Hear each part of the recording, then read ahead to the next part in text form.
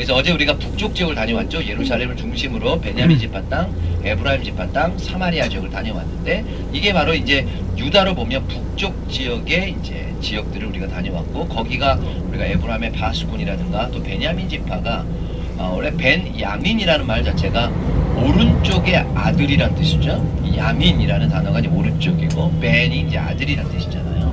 그래서 오른쪽의 아들이다. 근데 의외로 왼팔을 쓰는 자, 왼손잡이, 양손잡이가 많았다라고 하는 건 이 전쟁에 응한 자라는 뜻을 갖고 있는 것이죠. 그래서 어쨌든 이 파수꾼의 역할은 두 가지. 하나는 전망을 하는 자들이지만 또 하나는 바로 이제 전쟁의 선봉에 선 자들이라는 갖고 있고요. 또 파수꾼이 갖고 있는 큰 권위가 있어요. 그게 뭐냐면 성경을 읽어보면 파수꾼은 자기가 적들이 오는 것을 발견하고 난 이후에 그것을 바로 왕을 대면할 수 있는 자들이었어요. 그러니까 이제 만약에 파수꾼이 딱 적들이 오는 걸 봤다. 근데 지금 상황에서 우리가 전쟁을 치러야 되는지 아니면 도망을 가야 되는지를 판단해서 왕을 직접 찾아갈 수 있는 자예요. 중간에 어떤 다른 사람들을 보고하는 게 아니라 이 파수꾼은 왕에게 달려가는 자. 그래서 왕에게 직접 자기가 본 상황들을 보고하고 왕이 그것을 통해서 이제 결정을 하는 거죠. 지금은 전쟁에 준비를 해라 아니면 도망을 가자 뭐 이런 이제 결정을 할 수 있는 굉장히 중요한 사실 역할의 사람이 파수꾼이 되는 거죠. 그래서 지금 금방 전에 우리 히브리 대학은 파수꾼의 산, 전망산이라는 의미를 갖고 있고요. 그리고 이제 그 다음에 저희가 살짝 언덕을 넘어오긴 했는데 그 산을 많이 가리켜서 멸망산이라고 하죠. 우리가 왜 멸망산이냐? 솔로몬이 참 지혜로운 왕이긴 했지만 정략적인 정치적 결혼들을 하죠. 그래서 이방의 여인들과 결혼을 했을 때에 솔로몬이 나이가 이제 젊었을 때는 힘이 있고 지혜롭고 그래서 그때는 조용히 있다가 나중에 이제 솔로몬이 나이가 많이 들고 연약해졌을 때에 이방의 여인들이 자신의 그 나라, 자신의 이방 땅에서 가져온 이방의 신들을 성경에 보면 예루살렘 앞산에 신전과 산당을 짓게 되고 하나님 보시기에 진노와 멸망이 임할 산이다 라고 해서 붙여진 이름이 멸망산이 되는 거죠. Careful because it's wet and slippery, yes? 그러니까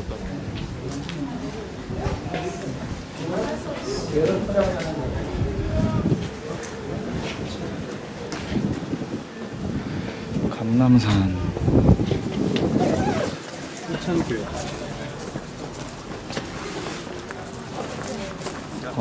햇빛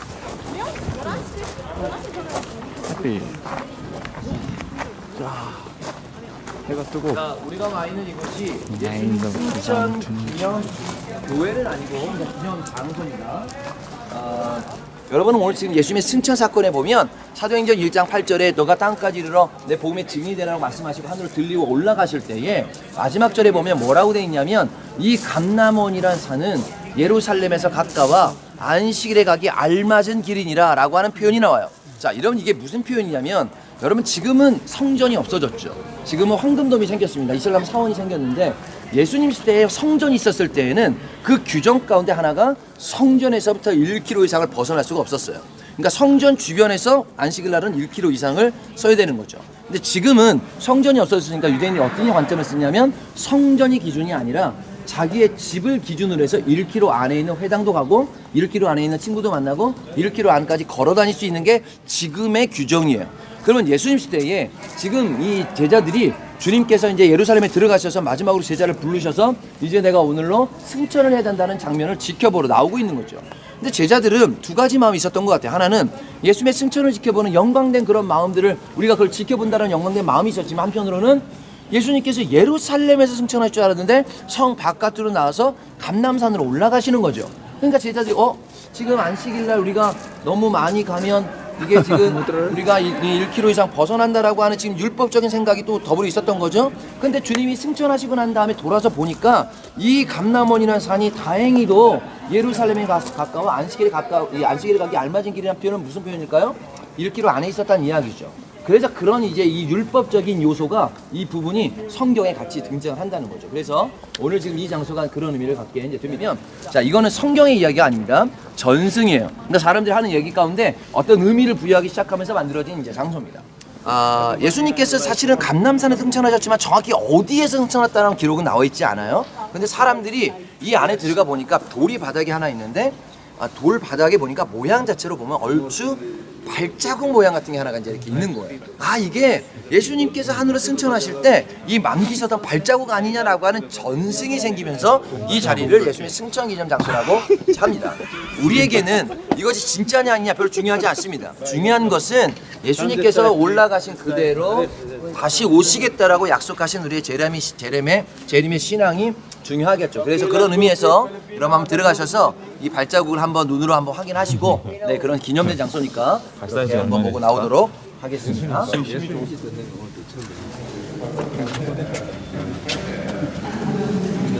발자국 모양이 어떻게 비춰주시나요? 어떻게 발자국인지? 자, 네. 지금의 이제 모양으로 본다면 굳이 지금 여기가 이제 뒤꿈치고요. 이렇게 해서 앞꿈치가 이렇게 돼서 모양은 뭐 왼발입니다. 이렇게 왼발이 이렇게 지금 짚어졌다라고 보는 거죠. 이게 만약에 진짜 예수님의 발자국이면 예수님은 아마 이제 제자들이 보는 가운데 이제 자 쌍꺼풀에 복음의 증인이 되라 하시고 아마 저 뒤로 이제 가셔서 뛰어오셨을 거예요. 그런 다음에 이제 발을 짚고 아마 슈퍼맨처럼 하늘을 이렇게. 근데 성경에 보면 예수님은 들리워 올라가시죠. 뭔가 이 땅에 뭐 주님의 발자국을 남기셨다라고 하는 건 이건 사람들의 이제 집착인 것 같고요. 그렇지만 이제 어쨌든 사람들은 뭔가 기념하고 싶은 것에 마침 이 감람산에 이제 어떤 돌, 이게 돌이 이제 원래 이렇게 자연돌이 있었는데 거기에 이제 모양 자체가 발자국 모양이 비슷하다라고 해서 이제 기념된 장소가 되긴 합니다. 아마 이게 예수님 발이었으면 예수님 발은 굉장히 적으셨던 것 같아요. 이게 사이즈 보니까 35 정도인데. 네. 자, 여러분 그리고 잠깐만 뒤에 보니까 잠시만요. 자, 여기 홈 보이시죠? 자, 이 홈의 의미가 뭐냐면 이게 정확하게 성전에서부터 1km가 되는 지점입니다. 아까 제가 얘기할 때 그 1km 안에 있었다라고 하는 표현, 그 할 때 이 장소를 1km 안이라고 하는 의미를 좀 부여하려고 어쨌든 성전에서부터 1km의 포인트를 지금. 네네. 이건 뭐냐? 제로키. 네. 잠깐 앉으셔도 됩니다. 자, 여러분 지금 들어와 있는 이 교회가 주기도문 교회입니다. 여러분 우리가 누가복음 11장에 보면 예수님께서 어느 한적한 날 이제 기도하시러 산에 올라가시죠. 그때 제자들이 이제 주님을 따라가게 됩니다. 그러면서 주님 앞에 이제 뭐라고 이야기를 하냐면 주님, 저희가 기도를 하고 싶은데 저희가 기도를 어떻게 해야 될지 잘 모르겠습니다. 그런데 세례요한의 제자들에게 기도를 가르쳐줬다고 하는데 저희에게도 어떻게 기도해야 될지 기도를 좀 가르쳐 주십시오. 이렇게 이제 질문을 하죠. 그때 주님께서 너희가 기도할 때 이렇게 기도하라 라고 하면서 이제 우리가 알고 있는 그 주기도문의 말씀을 사실 가르쳐 줬던 그 장소를 기념해서 이곳에 이제 있게 됩니다. 자, 여러분 지금 주변에 보면 지금 이게 다 굉장히 다양한 언어들로 되어 있는데 이게 나라 언어가 아니에요. 종족 언어입니다. 여러분 나라보다 종족이 훨씬 많죠. 여러분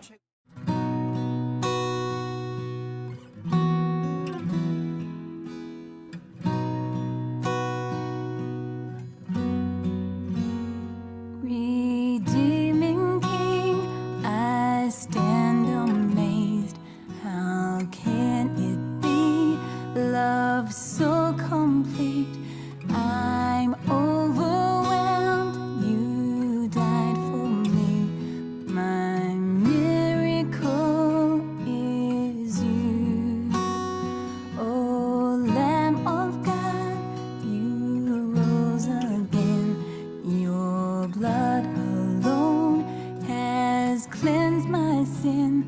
Though all good things come from your hand, my miracle is you.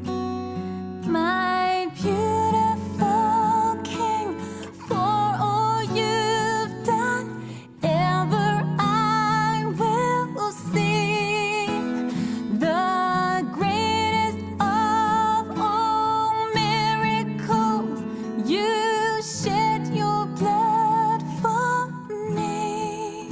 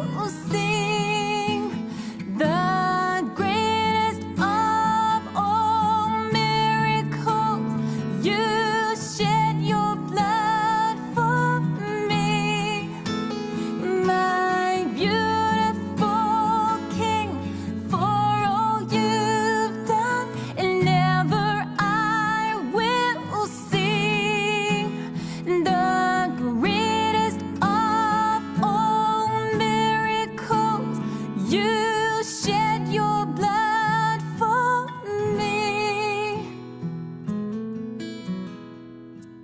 Redeeming King, I stand amazed.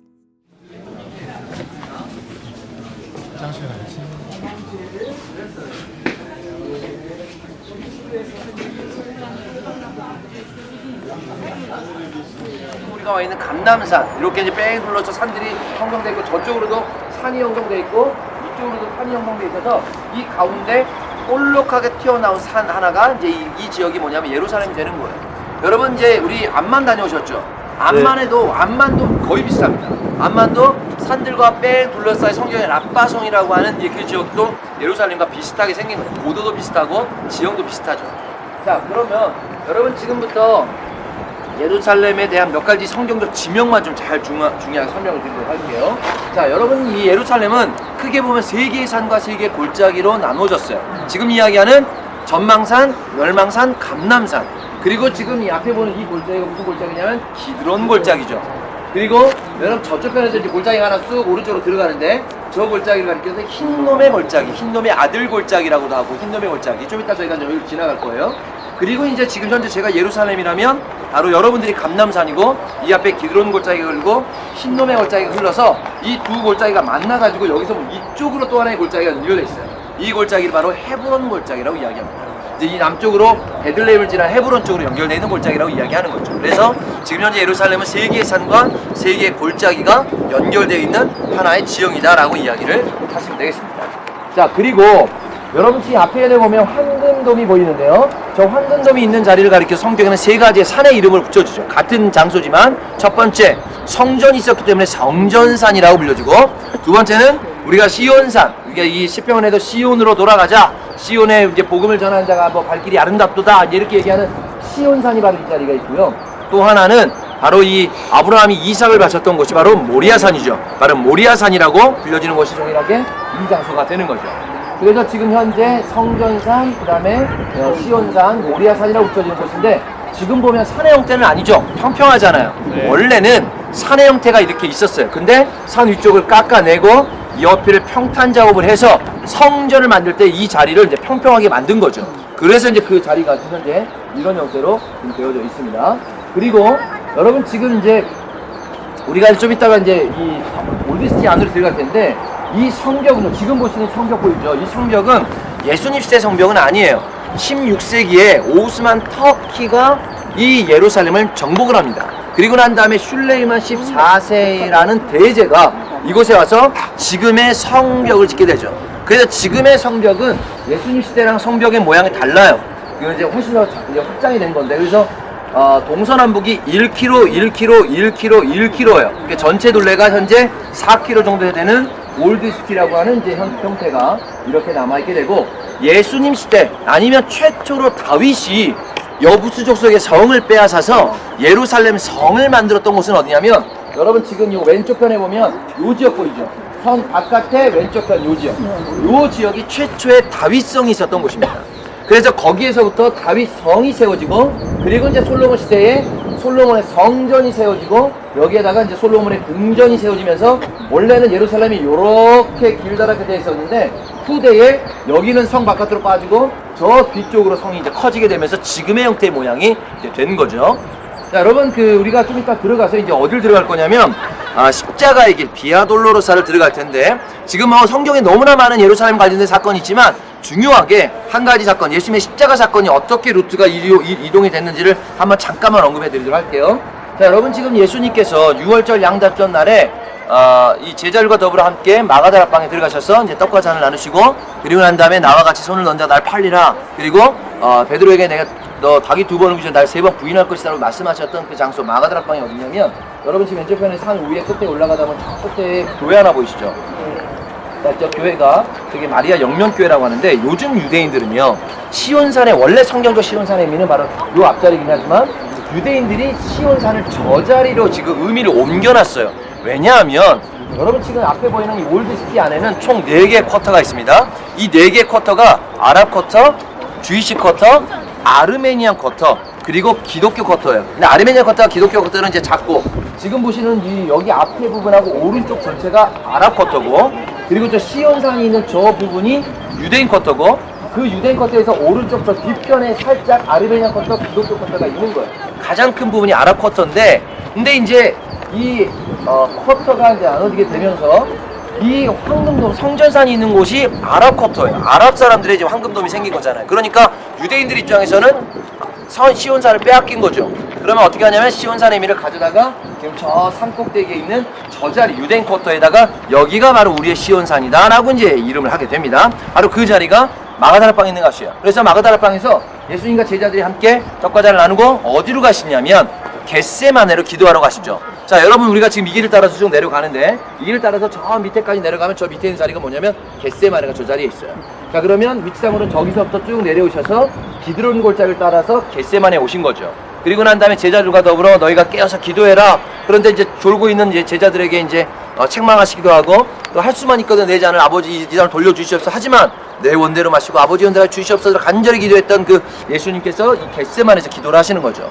그런데 이때에 누가 이제 오게 되냐면 로마 병사들이 오는데, 이 로마 병사들은 누구의 로마 병사냐면 가야바 대제사장의 부하들이었죠.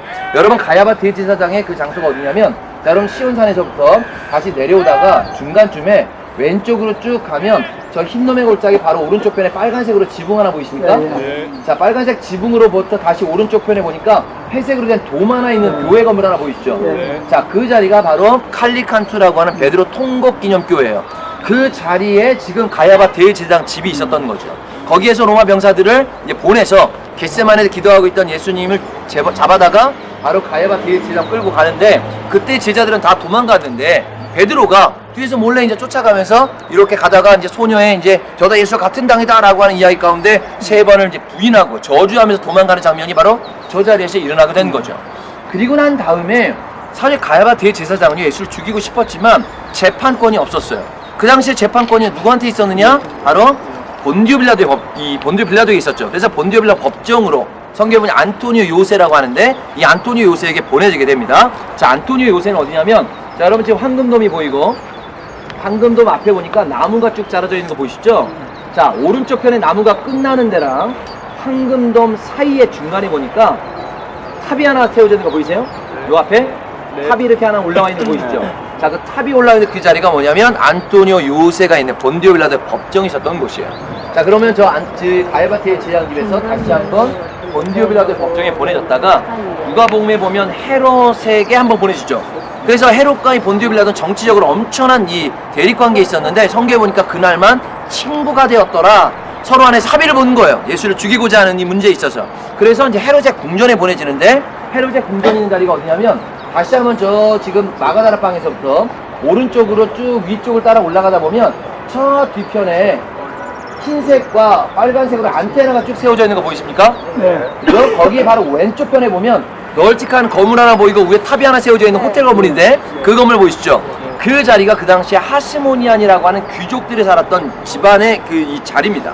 그 안에 바로 헤롯의 궁전이 있었던 거예요. 자, 그러면 자, 여기에서 지금 본디오 빌라도 법정에 보내졌다가 다시 헤롯의 궁전에 보내졌다가 다시금 본디오 빌라도 법정에 보내져서 우리가 알고 있는 거 채찍을 당하시고 옷이 찢기고 십자가를 지시고 골고다 언덕에 올라가시게 된 거죠. 자, 골고다 언덕이 어디냐면, 여러분 지금 황금돔이 보이는 데에서 살짝 왼쪽으로 가서 뒤로 쭉 올라가다 보면 앞에 조그마한 회색돔 하나, 뒤에 큰 회색돔 하나 보이십니까? 그죠? 지금 황금돔 뒤편으로 회색돔이 조그맣게 하나 있고 뒤에 이렇게 큰 회색돔이 이렇게 2개 있죠. 그 자리가 바로 예수님 무덤교회예요. 그 성묘교회라고 하는 바로 거기가 아리마대 요셉의 무덤 자리이기도 하고 골고다 언덕이라고 하죠. 자, 근데 지금 보니까 언덕은 아니에요. 살짝 비스듬하게 올라와 있죠. 지금은 현재 저희가 성 안에 들어가 있어요. 성 안에 올드시티 안에 들어있지만 예수님 시대에는 성이 지금은 16세기에 커진 거고, 그러니까 이 골고다 언덕을 포함을 시킨 거지만 예수님 시대에는 거기가 성 바깥에 빠져 있었던 지역이에요. 그리고 우리가 생각했던 것처럼 성 바깥에 높은 언덕이 아니라 비스듬하게 올라가는 저 언덕 위에 지금 골고다 언덕이 세워졌다라고 지금 이야기를 하는 거죠. 거기에서 이제 예수님께 십자가에 달리시고 아리마대 요셉 무덤 자리에 들어갔다가 3일 만에 부활하시고 갈릴리로 가셨다가 다시금 예루살렘에 오셔서 바로 우리가 보셨던 이 갈림산 어딘가에서 제자들이 보는 가운데 하늘로 들리고 올라가신 사건이 우리가 이제 알고 있는 십자가 사건이죠. 자, 지금 보니까 우리가 알고 있는 여기에서 예수님의 십자가 사건과 부활과 승천의 사건이 다 있었던 거예요. 굉장히 좁은 공간에서 일어나게 된 사건들이 돼 있죠. 그래서 이 어떤 장면들을, 예루살렘의 지형들을 좀 이해하시면 좋을 것 같고요. 한 가지만 더 설명드리면, 여러분 지금 주변에 보니까 이게 다 보이는 게 뭐처럼 보이세요? 무덤이죠. 여러분 무덤은요, 지금 이건 다 유대인들 무덤이고, 저 성벽 앞에 보면 저 앞에도 다 무덤이에요. 저기 이제 아랍 사람들 무덤입니다. 그리고 기드론 골짜기 밑으로 내려가 보면 조금이긴 하지만 기독교인들 무덤이 있어요. 여러분 이 세 개의 종교가 왜 감람산에서 이렇게 무덤을 만들었느냐? 세 개의 종교의 공통점이 뭐냐? 부활신앙이 있습니다. 그들이 기다리는 메시아가 오면 죽었던 자들이 부활한다는 거예요. 여러분 지금 이곳에 이 많은 동쪽 편에다가 이런 감람산에다 유대인들이 왜 이렇게 무덤을 만들었느냐? 이유가 여러분 에스겔서에 보면 하나님의 영광이 동편산을 넘어 서쪽편 성전으로 들어갈 것이다 이렇게 예언하죠. 그러면 지금 유대인들 생각하는 그 메시아가 어디서 오냐면 동편산이 어딜까요? 감람산이죠. 감람산에 와서 성전으로 들어간다는 거예요. 그럼 성전에 들어가는 문은 어떤 문일까요? 저 앞에 보면 문의 형태가 보이지만 막혀져 있는 문 보이세요? 네. 지금 저 중간에 저 문이 이렇게 돼 아치 형태가 되는데 막혀 있죠. 자, 저 문을 가리켜서 황금문이라고 합니다. 현재 지금 이 16세기에 세워진 이 전체에는 8개의 문이 있어요. 근데 그 중에 7개의 문은 지금도 사람들이 왔다 갔다 하는 문이고, 실제로 저 마지막 저 8번째 저 문만 막혀 있는 거예요. 이유는 여러분 지금 16세기에 이제 오스만 터키가 들어와서 문을 이렇게 만들었는데, 이 문을 사람들이 하는 얘기가 뭐라고 얘기하면 유대인들의 메시아가 들어오는 문이래더라 이렇게 얘기를 하는 거죠. 왜냐하면 동편산을 넘어 성전에 들어갈 때 그 문이라는 거죠. 그러니까 이제 기분이 나쁜 거예요. 메시아가, 유대인의 메시아가 온다는 거 아닌가, 이제 문을 저렇게 막은 거죠. 황금문이라 불려지는 저 문이 막혀져 있는 의미가 됩니다. 그런데 여러분 성경에 보면 이미 예수님께서 저 문을 통해 성전에 들어가셨죠. 그게 뭐죠? 나귀를 타고 들어가신 사건이죠. 여러분 베다니 bet박에서 한 번도 타지 않은 어린 나귀를 죽게 쓰시겠다라고 해서 그 나귀를 타고 이제 예루살렘성 입성하셨던 길이 어디냐면, 우리가 지금 내려가고 있는, 지금은 포장되어 있는 길이지만 이 내려가고 있는 길을 따라서 기드론 골짜기를 지나서 성전에 바로 저 문을 통해 들어가신 거죠. 이미 예수님께서 그렇게 예표된 모습으로 바로 이제 스가랴서에서 이야기하는 것처럼 어린 나귀를 타고 바로 이제 성전에 들어가는 것에 대한 또 하나의 예언적 행위를 이제 들어가셨던 사건들이 있게 되는데, 그 문이 저렇게 보이게 됩니다. 자, 그런데 여러분 또 이 에스겔서에 나오는 우리가 너무나 잘 아는 마른 뼈가 살아나는 환상에 대해서 이야기를 하잖아요. 37장에 보면 그 마른 뼈가 살아나는 곳이 어디냐? 바로 이곳이라고 생각한 거예요. 여러분 엄청난 사람들, 지금 종교인들은 여기 일반 사람들 무덤이 아니고요, 종교인들의 무덤이에요. 그리고 지금 그나마 이제 요만큼 자리가 좀 남았는데 이 자리도 다 주인이 있어요. 그래서 여기 한 자리 살려면 저번에 한번 물어보니까 요만한 땅 하나에, 한 평도 안 되는 땅 하나에 4억 달러예요. 4억. 안 판다는 거죠.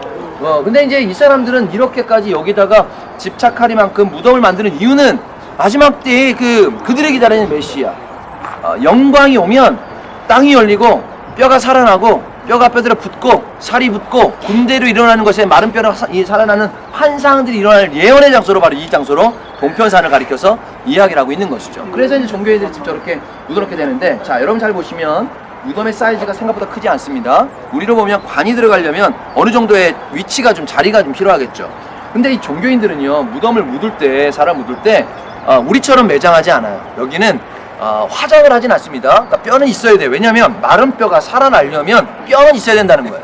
그러니까 절대 화장을 하지 않습니다, 종교인들은. 근데 사람이 죽으면 어떤 한 곳에 무덤 자리에 이제 두는 거죠. 예수님도 아리마데우스의 무덤 자리에 들어갔다는 건 평생 거기에 묻히기 위해 들어간 건 아니에요. 사람이 썩을 때까지 기다리기 위한 하나의 장소죠. 그러면 사람이 썩으면 뭐가 나면 뼈가 남죠. 뼈 중에 제일 긴 뼈가 뭐냐면 여기서부터 이 뼈예요. 이 뼈가 들어가는 석관을, 돌로 된 석관을 만들어서 그 뼈를 넣고 나머지 뼈를 다 넣는 거죠. 그리고 난 다음에 요만한 관 자체를 이 자리 밑에 묻는 거예요. 그러니까 공간이 그렇게 크게 필요하지 않는 거죠. 어떤 때는 부부가 묻히기도 하고, 어떤 때는 가족이 묻히기도 하고, 어떤 때는 개인이 묻히기도 하고. 그래서 위에 보면 이제 어떤 사람이 어떤 일을 했다라고 하는 비문 같은 게 지금 위에 지금 글 써 있는 거죠. 우리는 따로 이렇게 있는데 여기는 위쪽에 다 있는 거죠. 자, 그러면 여러분 지금 위에 보니까 돌이 되게 많이 올려져 있는 거 보이시죠? 이게 이제 아마 요르단 들어가기 전에 잠깐 설명을 했었는데, 여러분 유대인들에겐 돌이라고 하는 의미가 특별한 의미가 있습니다. 여러분 우리가 에벤에젤, 에벤이라는 단어가 돌이라고 그랬죠. 에벤은 두 단어가 합쳐졌다고 그랬어요. 아바란 단어와 벤이란 단어예요. 아바는 아버지란 뜻이고 벤은 아들이란 뜻이죠. 그러면 이 돌 하나는 어떤 의미냐면 한 세대를 이야기하는 거예요. 아버지와 아들, 그리고 또 아버지와 아들, 아버지와 아들. 그래서 600만 대학살에도 이제 일어나는 것처럼 600만 중에 300만 명 이상이 이름도 없이 죽은 사람들이에요. 그런데 그들의 이제 무덤 자리에서 옛날에 그 홀로코스트 그 신들러 리스트라는 영화를 보면 마지막 장면에 돌을 올려놓은 장면들이 나오는 건데 뭐냐면 그들이 비록 이름도 없이 죽었지만 너의 이름이 너의 자자손손 아버지와 아들 아버지 영원히 끊어지지 않게 기억될 것이다라고 의미가 뭐냐면 돌을 하나 올려놓는 거거든요. 그러니까 우리는 이제 이런 무덤에 가면 뭐 조화를 들고 가든 꽃을 들고 가든 가서 이제 조문을 하고 오는데 유대인들은 어찌 보면 굉장히 싸게 먹히는 거예요. 가서 이제 돌 하나 이렇게 하나 올려놓는 거예요. 그러면서 뭐라고 이야기를 하냐면 너의 이름이 아버지와 아들 영원히 기억될 것이다라고 하는 그 조문의 의미가 있는 거죠. 대신 절대로 잘 보시면 절대로 다듬은 돌이 아닙니다. 그냥 일반 돌이에요. 왜냐하면 여러분 성경에 하나님의 그 제단, 물론 그 전에 아브라함도 그렇고 이삭도 그렇고 야곱도 그렇고 하나님의 제단을 쌓을 때는 제단의 사이즈가 없었어요. 제단의 규격도 없었어요. 근데 너희가 가나안 땅에 들어 요단강에 건너가서 나에게 드릴 제단에 대해서 하나님께 언급하실 때 뭐라고 하냐면 다듬지 않은 돌, 쇠의 연장을 사용하지 않는 돌로 나의 제단을 쌓아라. 여러분 성경을 보면 여러분 다듬은 돌로 쌓는 게 쉬울까요? 다듬지 않는 돌로 제단을 쌓는 게 쉬울까요? 않는 돌이 쉬울까요? 그러니까 여러분 다듬으려면 다듬어야 되잖아요, 그죠? 그래서 쌓는 것이 쉬울까요? 아니면 다듬지 않는 돌로 쌓는 게 쉬울까요? 다듬지 않는 돌로 쌓는 게 쉬울까요? 아닙니다. 다듬은 돌로 쌓는 게 훨씬 쉬워요. 왜냐하면 여러분 깎을 때 규격은 똑같이 만들어 쌓으면 되죠. 근데 여러분 다듬지 않는 돌은 석회를 사용하지 말라고 그래서 성경에 석회를 사용하지 않은 그러니까 접착제를 사용하면 대충 이런 돌 쌓아가지고 페인트, 시멘트 말라가지고 만들면 돼요. 그런데 다듬지 않으려면 그런 맞는 사이즈를 골라야겠죠. 훨씬 더 어렵죠. 그거 싸다 보면 무너지겠죠. 그러면 그 외에 재단을 드리려면 훨씬 더 어려운 게 다듬지 않는 돌이에요. 그런데 여러분 성경에 다듬지 않는 돌을 뭐라고 표현하냐면 히브리어로 에벤 슐레못. 여러분 샬렘이라는 동사 아시나요? 샬롬이라는 단어 아시나요? 여러분 샬롬이 원래는 평화란 뜻이지만 원래 성경에는 뭐죠? 완전하다, 차고 넘치다. 여러분 그러면 바꿔 얘기하면 우리 성경에 뭐라고 이렇게 했냐? 다듬지 않는 돌이 아니라 온전한 돌이라고 이야기하는 거죠. 온전한 돌이면 자리에 딱 맞는 돌. 다듬으면 쉽죠. 깎아서 끼워 맞추면 되니까. 근데 너희가 갖고 있는 이 돌 가운데 다듬지 않지만 온전한 돌을 가지고 제단을 만들려는 것, 이게 훨씬 더 어려운 일이에요. 여러분 지금 유대인들이 지금 이 자리에서 이렇게 다듬지 않는 대충 이 돌들이 이제 올리지만 이것이 뭐냐면 성경적으로 보면 유대인들에게는 제사의 의미죠. 하나님께 드렸던, 바로 아브라함이 드렸던, 모세가 드렸던, 이스라엘 백성 드렸던 다듬지 않는 돌에 대한 의미를 여기다 이제 갖고 있는 겁니다. 좀 말이 길어졌지만 여기서 정리를 하면 여러분에서 유대인들에게 바로 지금 이 무덤의 의미는 부활신앙이 있기 때문에 언젠가 그들도 부활한다라고 하는 부활신앙에 여기에서 잠시 잠들었다. 그래서 앞에 보면 구멍들 보이죠? 앞에 구멍 이게 뭐냐면 다 숨구멍이에요. 잠들었다고 보는 거죠. 공기가 통하도록. 그렇습니다. 자, 우리가 이제 들어와 있는 이곳이 예수님 눈물 교회입니다. 여러분 누가복음 19장 40절 41절로부터 보면 예수님께서 성을 바라보시면서 눈물을 흘리시게 되죠. 그러면서 하셨던 말씀이 너희가 평화에 관한 일을 알았다면 좋았을 뻔하였거니와 너희 눈이 가리웠구나. 원수들이 사면으로 너희를 치리니 돌 위에 돌 하나도 남지 않게끔 성전이 파괴될 것을 예언하셨던 장소가 바로 이 장소가 되는 거죠. 여러분 아마 2000년이 지난 지금 예수님께서 이 땅에 오신다고 해도 아마 지금 바라보는 이 평화로워 보이는 이 예루살렘, 사실 겉으로 보면 너무나 평화로워 보이죠. 하지만 이 안에 보이는 유대인들과 아랍인들이 보이지 않는 어마어마한 텐션들, 긴장감들이 지금 느껴지고 있는 거죠. 아마도 동일한 예수님께서 그런 안타까운 마음들, 너희가 평화에 관한 일을 알았으면 좋았을 뻔하니까 이런 마음으로 아마 이 땅을 바라보시지 않을까 생각합니다. 여러분 예수님께서 왜 그런 마음을 하셨을까를 보면 어느 한적한 날 기도하러 온 이 땅에 감람산에 올라가셔서 예루살렘을 바라본 거죠. 그럼 뭐가 보였냐면 성전이 보였겠죠. 지금 그 당시에는 나무가 없었으니까 성전 안에 사람들이 보였을 거예요. 아마 예수님이 기대하셨던 성전의 모습은 예배하고 뭐 제사를 드리고 뭐 거기에 서로 막 이 하나님을 높여드리는 이런 일들이 있었으면 좋았을 텐데 성경에 보니까 장사하는 자들이 있었던 거예요. 물건을 팔고 물건을 매매하고 돈 바꿔주고 이런 일들이 일어나면서 이 말씀을 하고 난 다음에 성전에 들어가서 장사하는 자들을 내어 치시니라 이 말씀을 하시게 된 거예요. 이 아버지의 집이 이 더럽혀지는 것에 대한 말씀을 하고 있습니다. 지금도 보면 저 황금돔이 세워졌는데 여러분 저 황금돔은요 왜 세워졌냐면 691년에 이슬람의 이제 이 모하메드라고 그러죠. 모하메드가 이제 자신의 이 종교를 만들고 그 다음에 코란을 뭐 하늘에서 받아서 썼다라고 이야기를 하고, 근데 이 코란은 사실은 전문적으로 포를락이라고 하는데 베껴 쓴 어떤 이 전에 뭔가의 그 전신이 있던 베껴 쓴 게 있었다는 거예요. 그게 뭐냐면 성경이죠. 여러분 수리아, 지금의 시리아 땅에서 이 마호멧이 이제 이 다녔을 때 그 당시에 시리아는요 강력한 기독교 국가였어요. 그렇기 때문에 그 당시에 기독교의 영향을 받은 거죠. 그래서 코란에 나오는 대부분의 이야기들이 성경의 이야기들인 거예요. 코란에 나오는 이 선지자나 예언자들이 다 성경에 나오는 선지자들 예언자들을 약간씩 편집을 해서 그다음에 마지막 선지자가 예수가 아니라 마호멧이었다는 거죠. 이것에 대한 이제 이 변질들을 하게 되는데, 그 가운데 여러분 이 코란에는요 예루살렘이라는 단어가 딱 한 번도 나오지 않습니다. 그러면 왜 예루살렘이 3대 성지가 된 이 메카, 메디나, 예루살렘이 성지가 되었느냐? 마호멧이 죽고 난 이후에 두 번째 샬리프라고 하는데 이 지도자였던 오마르라고 하는 사람이 여기에다 성지화 작업을 하죠. 그래서 이 코란에 보면 마호멧이 중간에 하늘로 말을 타고 승천했다가 내려와서 기도문을 받아왔다는 기록이 있어요. 그럼 그 하늘로 승천했던 자리가 어디냐? 코란에는 뭐라고 되어 있냐면 저 먼 곳이라고 되어 있어요. 저 먼 곳. 그게 아랍어로 알-악사예요. 알이 이제 너인데 알-악사라고 표현하는데 그 알-악사가 오마르가 바로 예루살렘이다라고 선포를 합니다. 그래서 지금 저 왼쪽 편에 보면 검정색 돔 보이시죠? 저게 이 황금돔요 정확히 얘기하면 무슬림 사원은 아니에요. 기념 처소고 그들이 예배드리는 바로 무슬림 사원은 뭐냐면 여 알락사원 요게 검정색이에요. 그러니까 모든 사람이 들어와서 여기서 예배를 드리는 거죠. 그래서 이제 그런 성지화 작업이 있으면서 691년에 바로 이 황금돔을 만든 거죠. 그러면서 이제 이슬람 안에서는 이 자리가 마호멧이 승천했던 자리다라고 이야기를 하고, 또 한 가지는 여러분 성경에 우리가 이제 아브라함 이야기를 할 때 아브라함은 이삭을 바친 거지만 이슬람에서는 누구를 바쳤죠? 이스마엘을 바쳤다고 얘기를 하잖아요. 그 이스마엘을 바쳤던 바로 그 모리아산이 어디냐면 동일하게 여기를 보는 거예요. 이제 이슬람의 전통 가운데도 여기가 중요한 의미를 갖게 된 거죠. 이 장소. 그래서 지금도 아마 이 성전이 더럽혀지는, 물론 우리에게 있어서 지금의 유대인 성전이 세워지는 건 우리한테 의미가 없습니다. 많은 사람들이 혹시 혼돈하고 있는 가운데 그러면 저 성전이 무너지고 저것이 무너지고 유대인의 성전이 세워져야 되느냐? 유대인들은 뭐 제3전 성전에 대한 이야기를 해요. 그래서 뭐 김종철 감독이 이제 제3성전에 대한 다큐도 만들고 이제 그렇게 하는데, 그거는 예수님이 이야기한 성경은 다르죠. 이미 주님께서는 고린도서 3장 16절에 너희 몸이 성전이라고 하셨고 주님이 이미 성전 되셨다고 하셨죠. 그래서 우리 안에 주님이 계시는 것이 이미 우리의 성전의 완성이고, 그런데 우리 이제 여전히 유대인들은 뭘 집착하냐면 건물의 성전을 집착하고 있는 거죠. 이거 제3성전이라고 얘기하고 저희는 언젠가 무너뜨리고 자신들의 성전을 짓고 싶은 거예요. 그런데 여러분 유대인들이 맘만 먹으면 저걸 무너뜨리고 지을 수 있지 않겠습니까? 지금 뭐 힘이 없는 것도 아니고 무기가 없는 것도 아니고 기득권이 없는 것도 아닌데, 그런데 유대인들이 왜 저걸 못하냐면 저거를 건드리는 날에는 이 땅에 있는 팔레스타인의 문제가 아니에요. 전 세계에 있는 16억의 이슬람하고의 전쟁을 치러야 되는 거죠.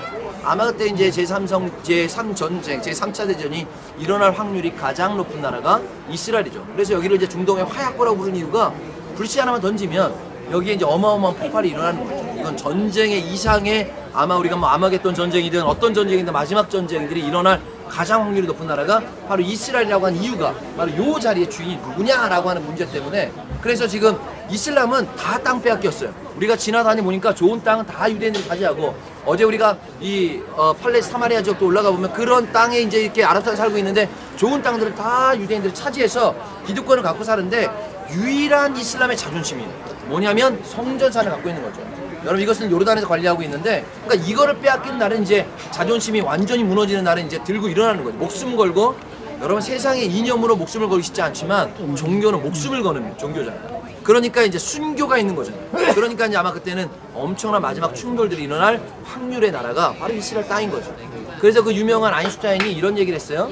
자기가 제3차 대전은 사실 어떻게 일어날지는 모르겠다. 하지만 예언하건대 제4차 대전은 돌 들고 싸울 거란 얘기를 했습니다. 그게 뭔 얘기냐면 3차 대전에 지구가 멸망한다는 얘기죠.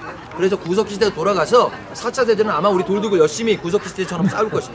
3차 대전에 그것이 핵전쟁이 될지 뭐 어떤 뭐 화학전이 될지 어떤 전쟁이 모르겠지만 3차 대전이 일어나면 지구가 멸망한다는 거죠. 이것이 아마 지금의 상황으로는 가장 적절한 표현인 것 같은데, 그러니까 예수님께서 이 땅에 오셔서 아마 지금 이 땅에도 지금 이 성전을 있는 저 자리에 바라보셨다면 동일한 말씀을 하셨더니 너희가 평화에 관한 일을 알았더니, 여러분들 평화에 관한 일이 뭐였을까요? 여러분 우리가 많은 사람들 잘못 이해하고 있는 것이 하나가 뭐냐면 평화라는 단어예요. 여러분 샬롬이란 단어를 많은 사람들이 우리가 평안하게 사는 것이라고 생각할지 모르겠지만 사실은 샬롬은요 원래 단어가 아까 얘기했던 샬람이란 동사 온전하다, 채우다, 차고 넘치게 하다라는 의미를 갖고 있는데 또 하나의 의미가 있어요. 그게 뭐냐면 지금 유대인들이 슈퍼에 가면 물건을 살 때 샬람이라고 하는 동사를 써요. 그게 뭐냐면 값을 지불하다. 뭐 물건을 사고 페이하다라는 뜻이 뭐냐면 샬람이라는 동사예요. 그러면 이제 이 샬롬은 뭐냐면 그거에 대한 값어치를 지불해야 되는 거죠. 근데 유대인들도 아랍 사람들도 자신들의 평화를 얻기 위해서 값어치를 지불하고 싶지 않은 거죠.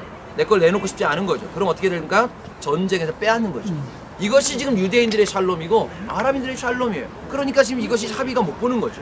그래서 주님께서 이야기하셨던 이 에베소에 이야기하시는 주는 평화 막힌 담을 허셨다라고 이야기하는 것처럼 우리를 가자면 심리를 가고 왼뺨을 대면 오른뺨을 대고 겉을 달라면 속옷을 주는 그 예수님의 그 내 것에 대한 헌신에 대한 이 샬롬이 이 땅에 아직은 없다는 거죠.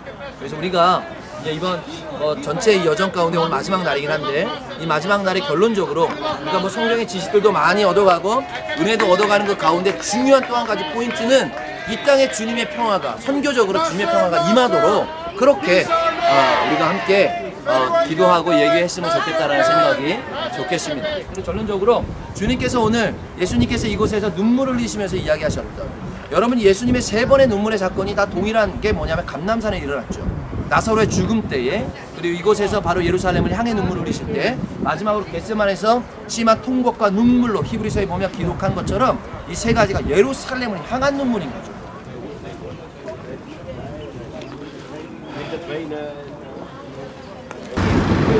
겟세마네 교회입니다. 지금 이 자리가 이제 겟세마네인데요. 여러분 설명가에 보면 그 겟세마네 동산에라는 표현을 하잖아요.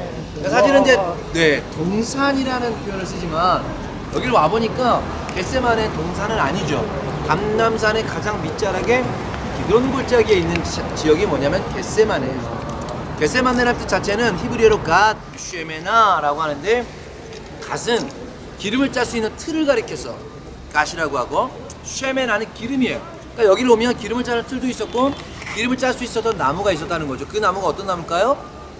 올리브나무죠. 지금 이제 이렇게 가지치기를 많이 했는데 그 주변에 있는 이제 올리브나무, 올리브산에 있었기 때문에 올리브나무가 많다라고 하는. 그리고 여기가 올리브나무를 이제 올리브 열매를 추수해서 기름을 짜는 이제 장소다라고 하는 의미가 겟세마네가 되는 거죠.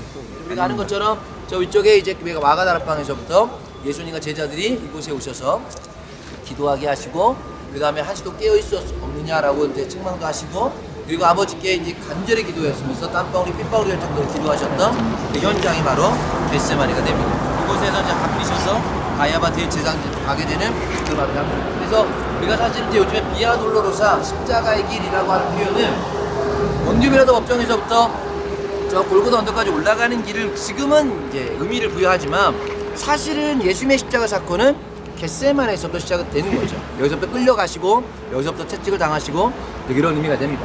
자, 여러분 지금 뒤편에 보면 보이는 이 올리브 나무인데 여기서 이제 제일 오래된 보이는 나무가 있죠. 이 앞에 있는 이 나무, 자, 뒤편에 저 나무.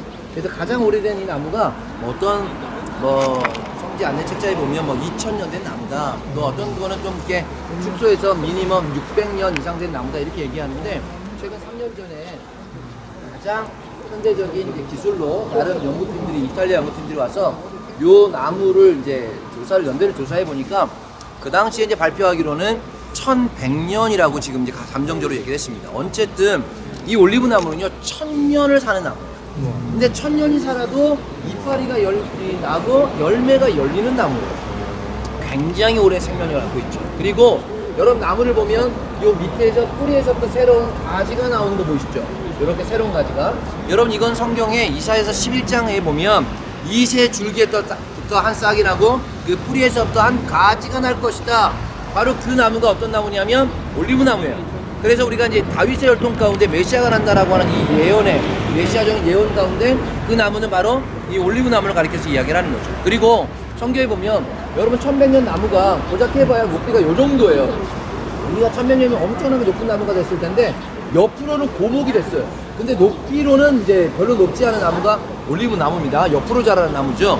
그래서 성경에 보면 우리 노아의 방주의 이야기에 이제 40일 나팔 동안 하나님께서 비로 이 땅에 물을 주셔서 이제 이 심판을 하고 난 다음에 비가 그쳤습니다. 근데 이 비가 얼마나 줄어들었는지 알기 위해서 노아가 이제 일요일 날려 보내잖아요. 근데 처음에는 갔다 다시 돌아온 거예요. 어디 이제 머물 데가 없으니까. 두 번째 보내보니까 올리브나무를 물고 온 거예요. 여러분 올리브나무를 물고 왔다는 것은 이제 물의 높이가 이제 굉장히 많이 줄어들었다는 이야기겠죠. 나무 높이가 높지 않으니까 마지막 세 번째 날려보내보니까 돌아오지 않은 거예요. 이제 땅을 찾아서 정착을 한 거겠죠. 그래서 성경에도 이 올리브나무에 대한 높지 않은 것에 대한 간접적인 표현들이 등장을 하게 되는데, 그래서 여러분 교회 안에 들어가 보면 이제 캐톨릭입니다. 그 강대상 자리 앞에 돌이 하나 놓여져 있어요. 그 돌이 바로 예수님께서 간절히 이 아버지께 기도했던 자리 위에 세워진 기념 교회가 됩니다.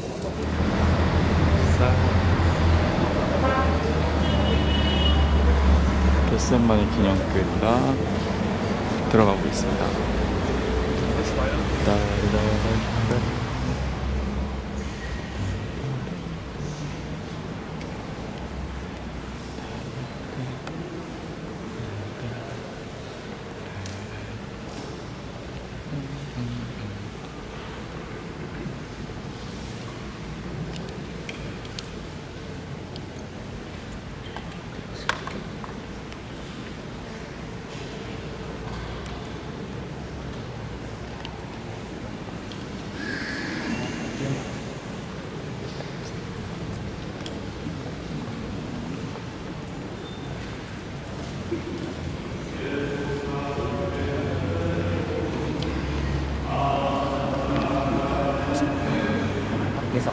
한국말인 줄 알았어. 예수님이란 줄 알았어.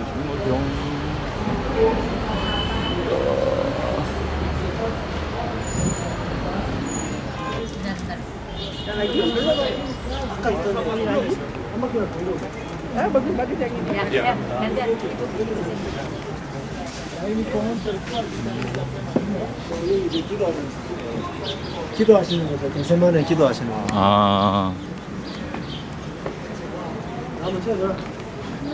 이거 한번 해봐라.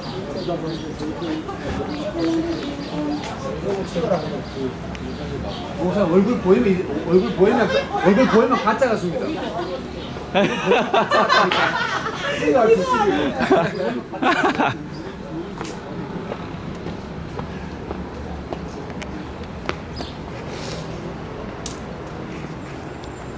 와 진짜.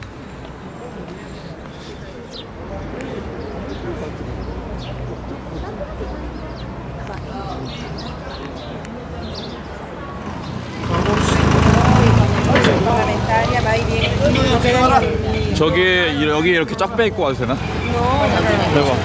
여기 정장을 딱 입고 되게 신기해.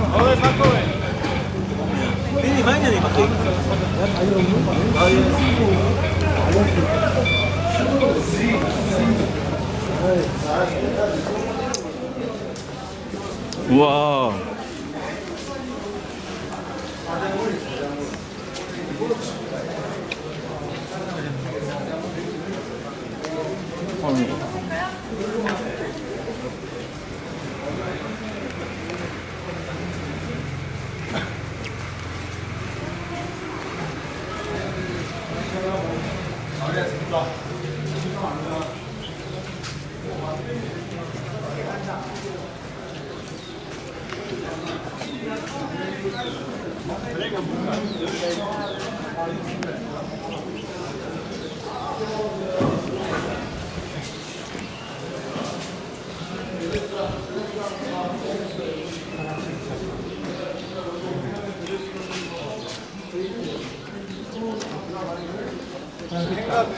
베데스다.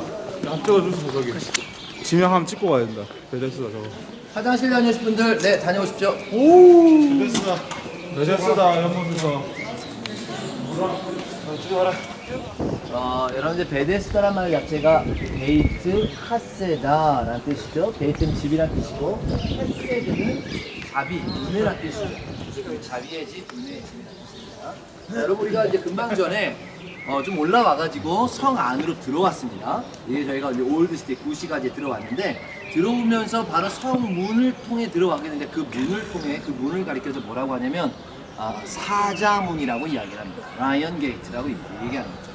여러분 그 사자문이라는 의미는 뭐 성경적인 건 아닌데 여기에 이제 무슬림들의 전통에 의하면 원래 이 성벽을 아까 슐레이만 14세가 오스만 터키 시대에 성벽을 만든 거죠. 근데 원래는 이 오스만 터키의 술레이만은 성을 짓고 싶었어요. 성벽이 아니라 성을 짓고 싶었던 거죠. 그래서 이제 모든 걸 준비해서 성을 지으려고 딱 했는데 잠을 자는데 꿈속에 성을 짓기 전에 이 꿈속에 사자 한 마리가 나타나는 거예요. 그래가지고 이제 막 잡아먹으려고 하는 거죠.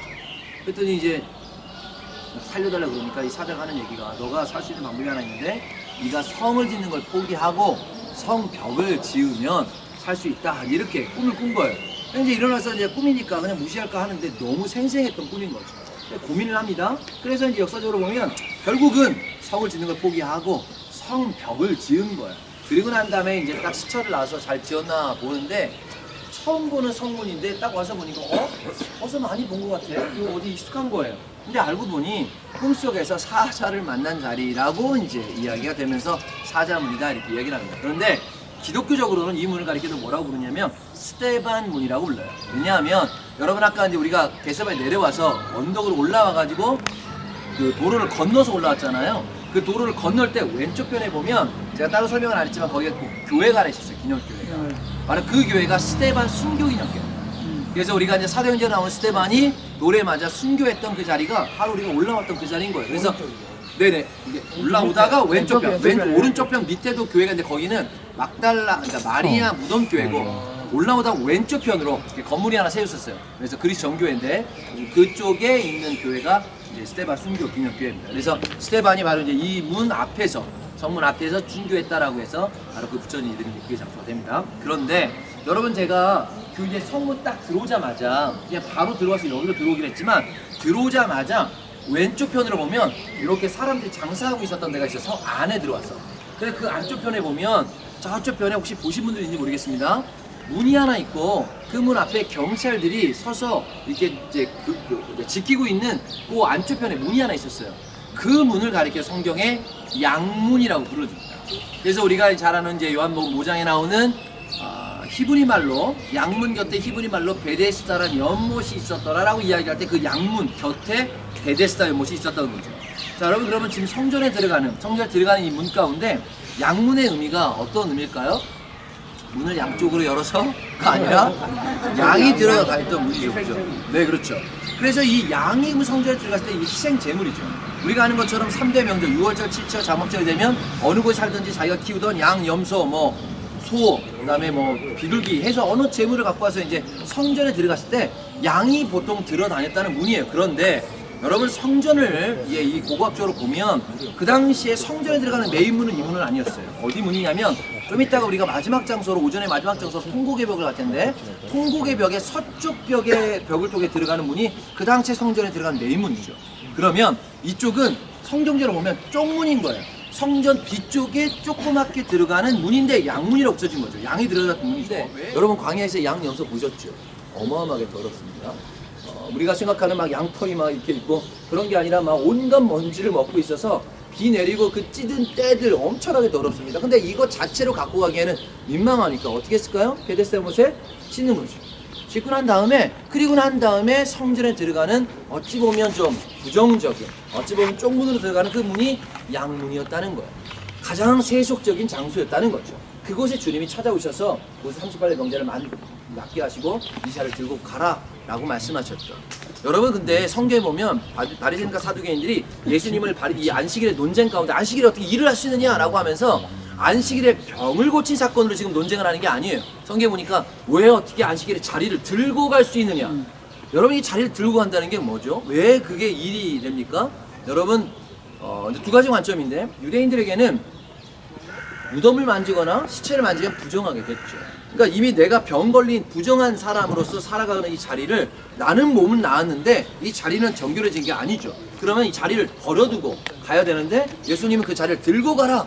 네가 정한 것이 왜 또 부정한 것을 들고 가느냐라고 하는 차원에서의 지금 안식일에 논쟁을 하고 있는 장면에서 이야기를 하게 됩니다. 그래서 결론적으로 이 장소는 사실 성경적으로 어떤 신비스러운 천사의 이야기야. 그래서 물이 굉장히 깨끗할 것 같고 굉장히 신비스러운 어떤 기적의 사건과 관련되어 있는 것 같지만 사실은 반면에 보면 굉장히 성전 주변에 있는 그런 부정적인 사건들, 부정적인 장사들이 일어났던, 대표적으로 막 장사하는 자를 내어쫓고 막 엿부고 이런 사건에 어찌 보면 이 장소가 그런 위치에 있었다라고 하는 것이죠. 그곳에 주님의 은혜와 자비, 베데스다라고 하는 의미가 이곳에 있게 됩니다. 그래서 그 베데스다 연못의 자리가 하나 있고, 또 한 가지만 설명하면 요 지금 건물이 뭐냐면 성 안나 균형 교회입니다.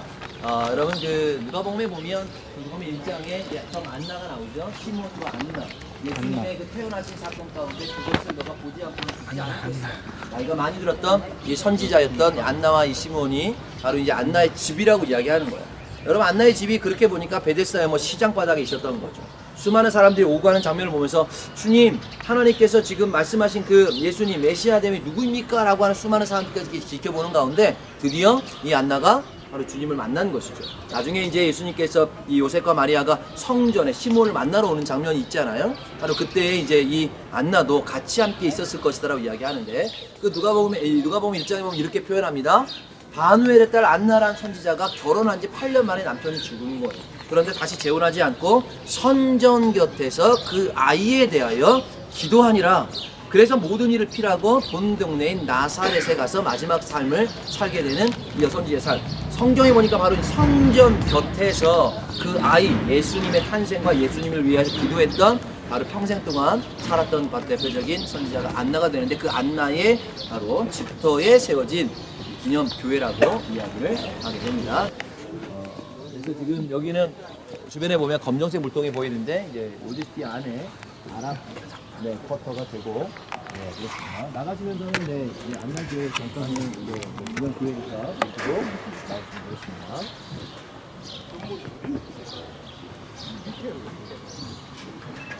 이렇게 깊은 곳에 있지만 실제로는 예수님 당시는 이렇게 깊지 않았다고 합니다. 그 위에 이렇게 위에 건물들이 후대에 세워진 거죠. 세워서 이렇게 깊이. 네, 그렇죠, 그렇죠. 이게 뭐 비잔틴 시대에 교회가 세워졌고 뭐 그런 식으로 했어서 실제로 예수님 시대에는 이렇게 깊은 곳에 위치하지 않았던 것으로 보입니다.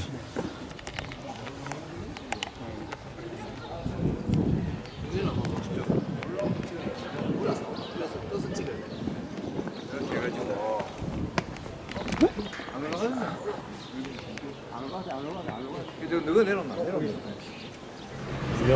이거 뭐야? 알고 있나 본데? 뭐 이게 양문이야? 이거 뭐예요? 아, 양문. 이게 양문이야? 양 보세요. 양 사진 맞춰 떨어져. 사진 맞춰 떨어져. 지금 하나 양문 쓰고 싶으면 난 이거는 이게 양문 쓰고.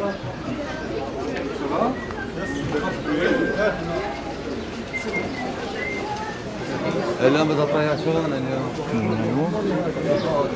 Probation and condemnation.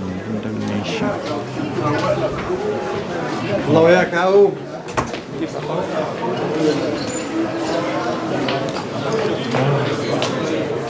얼마 이게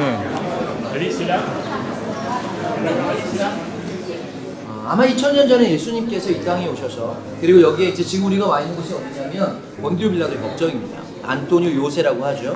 그래서 이곳에 잡히셔서 헤롯의 궁전에 보내졌다가 다시금 이곳에 와서 이제 십자가 채찍을 당하시고 찢기시고 십자가 지시고, 근데 그때가 언제냐면 아시는 것처럼 6월절이었어요. 6월절 양 잡던 날, 무교절이었죠. 그럼 여러분 지금 우리가 예수님 시대에 예루살렘의 인구를 보통 이야기할 때 한 15,000명 정도라고 지금 이야기를 해요. 여러분 15,000명이 살고 있는 이 올드시티 안에도 그 정도 살 수 있었겠죠. 근데 명절이 되면 3대 명절 중에 가장 큰 명절이 언제냐면 6월절이에요. 6월절에는 1년에 모든 3번을 못 오게 될 때 유대인들은 그 중에 한 번을 와야 된다면 6월절 때 오는 거예요. 6월절이 가장 긴 명절이기도 하고. 그럼 지금도 그런데 6월절에 지금 사람들이 모였을 때 요세푸스가 기록한 유대 전쟁사에 보면 예루살렘에 몇 명까지 모이냐면 한 35만 명이 모였대요. 여러분 한 30배 정도의 사람들이 모인 거예요. 35만 명. 지금 인구도 이렇게 큰데 85만 명. 이 큰 예루살렘에. 근데 그 당시에는 예루살렘 성 안에만 35만 명 정도가 모였다면 얼마나 북적북적되고 장사하는 자들 명절에 찾아온다고 이런 북적북적되는 분위기가 있겠습니까? 여러분 지금 날씨가 지금 우리가 굉장히 화창한 날씨에 좀 따뜻한 날씨지만 여러분 지금 올해도 6월달이 4월 초입니다. 근데 4월달이 돼도요 아침 저녁은 굉장히 쌀쌀해요. 낮에는 이제 좀 따뜻해지긴 하지만 비가 내리기도 하고 그때까지. 그런데 이제 그때 되면 날씨가 추웠다는 거죠. 우리가 생각하는 것처럼 예수님이 6월절에 지금 잡히셔서 오셔서 새벽에 장로들이 모여서 예수 죽이고 논의하고 난 다음에 채찍을 당하시고 십자가를 이제 지시고 가셨을 때 그 아침에 새벽에는요 날씨가 굉장히 쌀쌀했을 거예요. 근데 그때 많은 사람들이 뭘 했냐면 6월절에 이제 많이 아침부터 장사를 하려고 이제 문을 여는 시기에 예수님이 십자가를 지고 가는 장면을 봤겠죠. 많은 사람들이 저 예시하라고 했던 사람 아니냐, 저 사람 괜히 믿었다가 내가 큰일 날 뻔했네, 뭐 수많은 조롱과 비난과 이런 어떤 욕과 이런 것들에 이제 난무했던 그 장면에 여러분 지금 이 단어가 뭐라고 바뀌었냐면 여러분 가시면 다 들을 거예요. $1, 코리아, 차이나 이런 우리를 유혹하는 소리가 2000년 전에 예수님을 향해서 내뱉었던 조롱과 비난의 소리는 뭐가 다르냐는 거죠. 언어만 달라지는 뿐이죠. 여전히 우리가 오늘 이제 여기서부터 십자가의 길을 길지도 않습니다. 그냥 걸어가서 보면 한 15분이면 걸어 올라가는 골고다 언덕까지 걸어 올라가는 길이에요. 근데 이 길을 따라 올라가던 우리에게 여전히 예수님 때 그 예수님을 향해서 그 퍼부었던 비난과 조롱의 소리가 동일하게도 우리의 눈과 우리의 마음과 우리의 생각을 조롱하는 많은 소리, 세상에 장사하는 소리들이 여전히 있는 장소가 돼버린 거죠. 그래서 지금은 이게 십자가의 길, 고난의 길 이렇게 표현하지만 지금은 세상의 길이 돼버렸고 유혹의 길이 돼버렸던 거죠. 아마 주님께서 이 땅에 오시면 마음이 정말로 더 안타까우시지 않으셨을까. 하지만 여러분 예수님 시대는 이제 이게 성 안이다가 성 바깥으로 이제 나가게 되는 이제 장면이 있게 되는데 지금은 이제 완전히 상업적으로 되는 거죠. 그래서 오늘 우리가 이곳에서 십자가의 길을 걸어갈 때에 안내 책자에 보면 14개의 처소로 나눠서 예수님을 첫 번째 쓰러지신 분, 두 번째 쓰러지신 분, 구레네 사람 십자가 되신 분, 이런 어떤 처소도 있습니다. 하지만 저희들은 그건 사실 우리한테 별 의미가 없어요. 왜냐하면 예수님께서 어디서 쓰러지셨는지 지금 우리가 서 있는 이 자리는 예수님 시대 길도 아니에요. 예수님 시대는 15m 땅 속에 묻혀져 있죠. 캐톨릭에서 이것을 어떤 막 기념하고 만지고 어떤 의미를 부여하고 있는 것 가운데 이제 만들어진 처소고 우리에게는 이 길을 가면서 이제 주님의 그 십자가의 의미들을 우리가 잘 기억하고 가는 것이 중요한 것 같습니다. 아랍 사람들이요 여기 오면 십자가를 렌트를 해줘요. 어떤 팀들은 십자가를 렌트해서 십자가를 지고 가는 체험도 하기도 합니다. 그것도 나름대로 의미가 있을 것 같긴 해요. 하지만 저희는 지금 그런 십자가를 지는 것도 아니고 어찌 보면 그 당시에 채찍을 당한 것도 아니고 너무나 편한 신발에 편한 옷에 따뜻하게 이 길을 걸어갈 겁니다. 하지만 여러분 마태복음 16장에 이야기하시는 것처럼 주님께서 너가 나를 따라오려거든 너 자신을 부인하고 너의 주어진 십자가를 지고 따라오라고 말씀하고 계십니다. 여러분 여기에 우리 신학생들 또 우리 목사님 또 우리 사모님 또 우리 성도님들 모든 분들에게 주어진 각자의 십자가가 있습니다. 저도 저에게 주어진 십자가가 있죠. 이 땅에서 해야 되는 제 가정에 대한 십자가, 교회를 향한 십자가, 이 민족을 향한 십자가를 갖고 있는데 이 시간에는 저희가 그런 십자가를 주님 말씀하셨던 너 자신을 먼저 부인하고 주님이 이 땅에 왜 오셨는지 그리고 이 땅에 십자가 지신 의미가 무엇인지를 좀 묵상함으로 이렇게 십자가를 지고 그 마음의 십자가를 지고 가시면 좋겠다는 생각이 듭니다. 우리 출발하기 전에 우리 찬양 한 곡 하고 같이 좀 기도하고 좀 출발했으면 좋겠는데요. 우리 그 보혈을 지난 찬양 다 아시나요? 네, 우리 보혈을 지난 찬양 한번 하고요. 함께 좀 짧지만 같이 기도하고 우리 목사님 가운데 가장 우리 연장 우리 신임 목사님이시죠?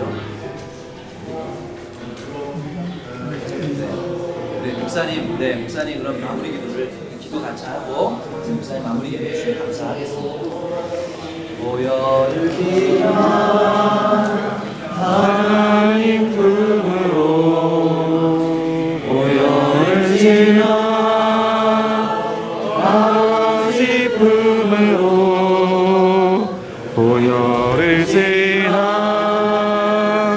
하나님 품으로 한 걸음씩 나아가네.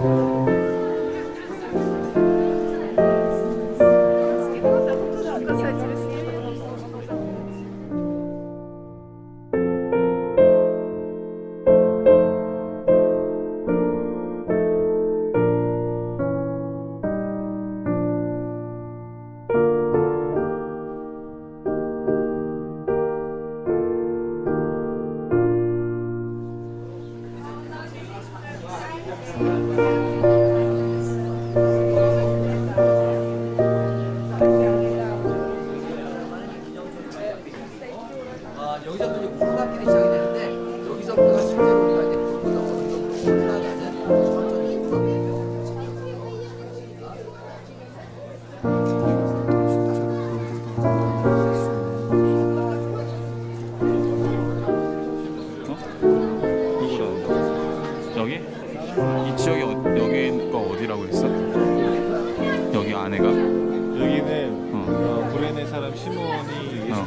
귀엽다고 기념하는 쳤는데 신빙성 있는지 모르겠어요. 여기가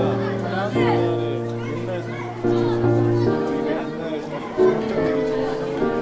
여기서부터 오르막길인데 쭉 돌고 다 언덕 올라가서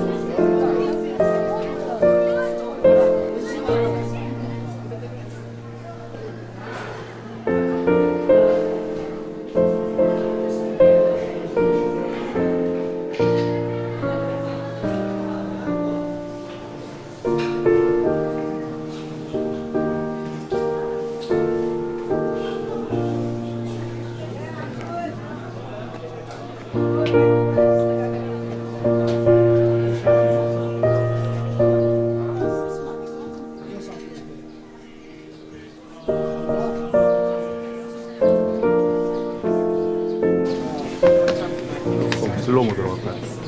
사람도 앞에 바로 붙어 있으니까.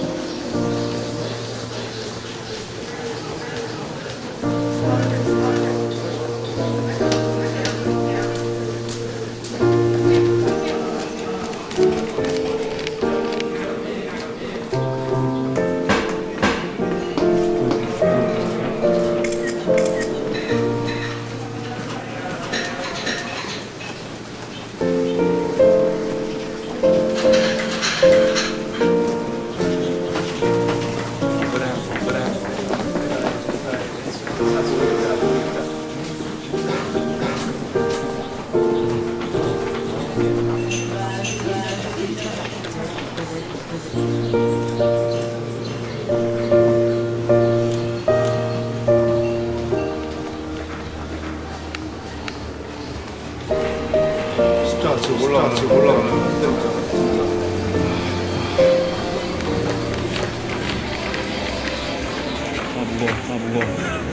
킹코더도 십자가는 SE 체험하고 있어요.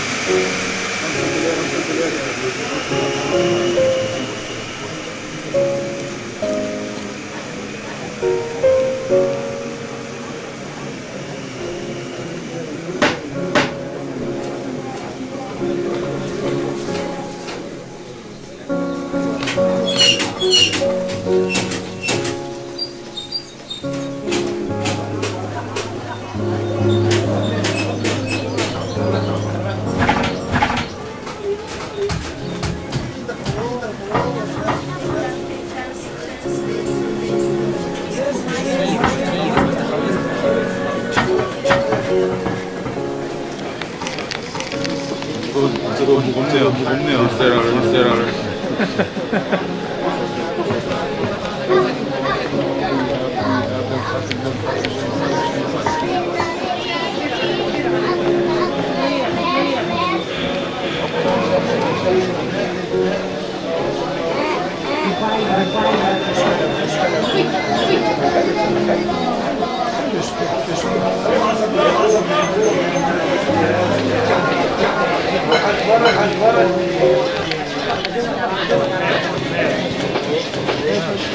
لا يا زلمه ناس لا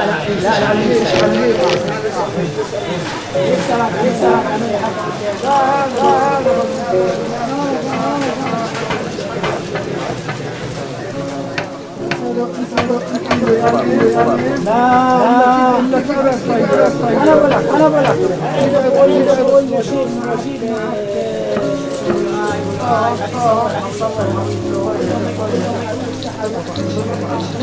لا هو بيعرف فيه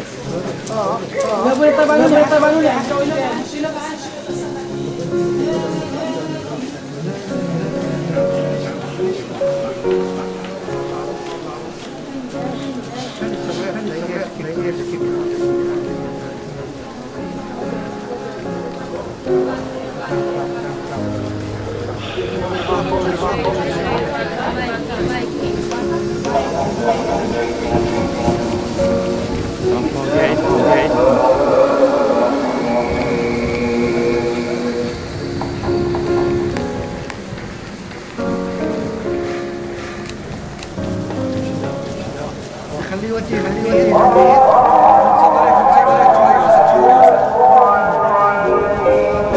뭔 소리냐?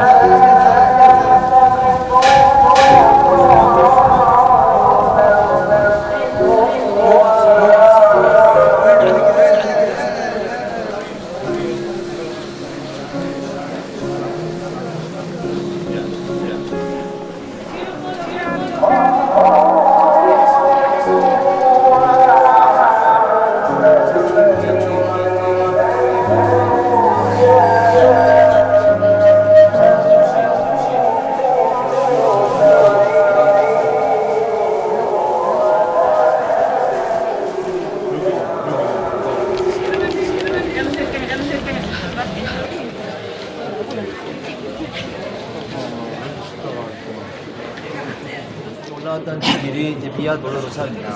보시는 것처럼 넘나는 시장길이죠. 아랍의 바자르라고 하는 이제 시장길로 변했습니다. 물론 예수님 시대에는 아무것도 없었겠죠.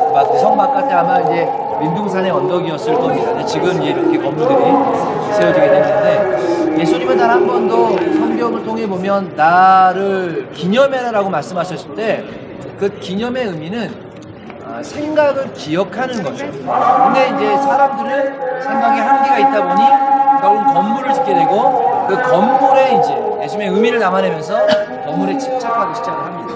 지금 보시는 앞에 보이는 교회보다도 예수님의 무덤교회라고 불려지는데 성모교회라고 불려지는데 6개 교회가 관리하고 있습니다. 로마 카톨릭, 그리스천 교회, 콥틱 교회, 이디오피아 교회, 아르메니안 교회, 러시아 정부. 그래서 이 은혜롭게 서로 관리한다는 얘기가 아니라 이 한 자리 놓고 서로 엄청난 이 교권의 싸움들이 있었던 거예요. 그래서 결국 하다가 안 되니까 이제 나온 놈 먹기를 하는 거예요. 세상말로는 여긴 네가 해라, 여긴 네가 해라. 그래서 이런 어떤 안타까운 모습들이 이 교회 하나에도 6개의 그런 이 교회들이 나뉘게 되는 거죠.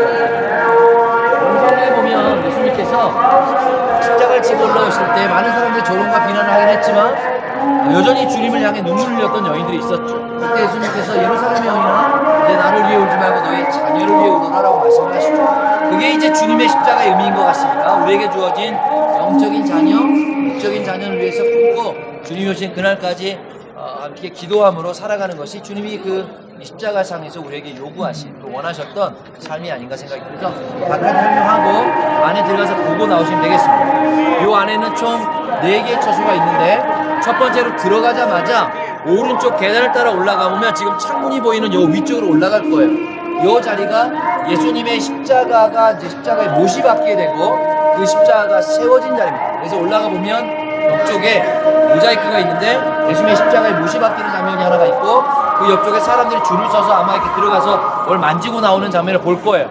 그 자리가 바로 예수님이 십자가가 세워졌던 그 뒤편에 예수님 십자가 형상이 이렇게 있는데 그 십자가가 세워졌던 골고다의 가장 높은 부분이 바로 이 위쪽이 되는 거죠. 그리고 난 다음에 들어가자마자 정면에 보면 바닥에 돌이 하나 있습니다. 근데 붉게 물든 돌인데 이 자리가 바로 예수님이 이제 숨을 거두시고 난 다음에 시신을 세마포에 감싸게 되고 시신을 올려놨던 그래서 몸에 흘렀던 피가 돌에 묻어 붉게 물들었다라고 하는 전승을 갖고 있는 예수님의 이제 이 시신을 올려놨던 돌이 정면에 들어가면 있고요. 마지막으로 왼쪽에 들어가면 건물 초소가 하나 있는데 사람들이 줄을 서 있을 거예요. 그게 바로 예수님의 무덤 자리라고 불러지는 곳이에요. 근데 무덤이 있는 건 아니에요. 무덤은 땅속에 이제 묻혀 있다고 얘기하는데 그 소위 이제 아리마대 요셉의 무덤 자리라고 하는 그 무덤 자리 위에 기념 초소가 생겨졌고 캐톨릭은 뭐 거기를 이제 몇 시간, 뭐 1시간, 2시간이 돼도 기다렸다가 안에 뭐 초상화를 보고 나오긴 하지만 저희는 뭐 그렇게까지는 볼 수 있다면 보고 나오시고요. 아니면 그냥 그 자리만 그냥 이렇게 보고 나오셔도 좋을 것 같습니다. 감사합니다. 종소리가.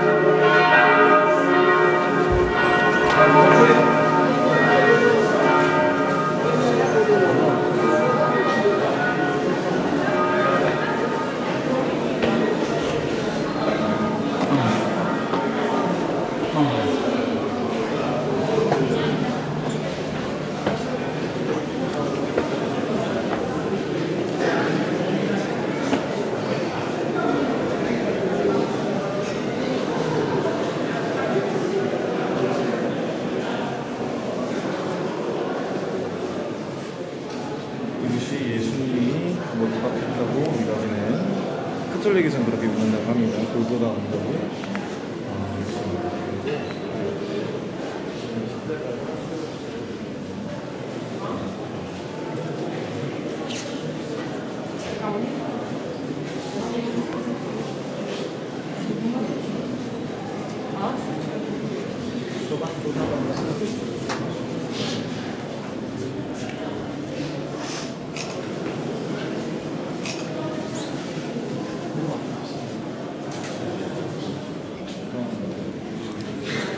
손을 넣고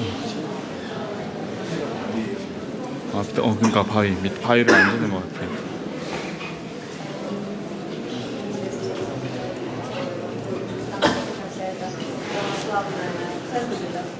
Главная греческая конфессия здесь проводится, конечно, русских православных, когда приезжают сюда.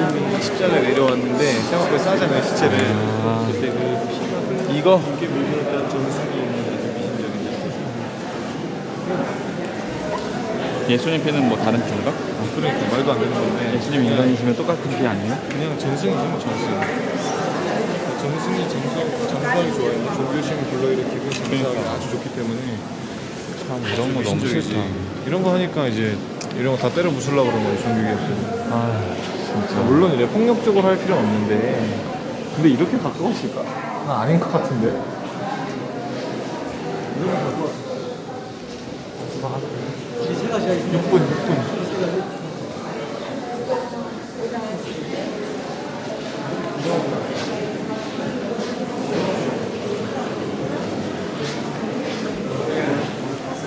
그냥 가이드 저기 밑에 계신다. 가이드 목사님. 내려갑시다.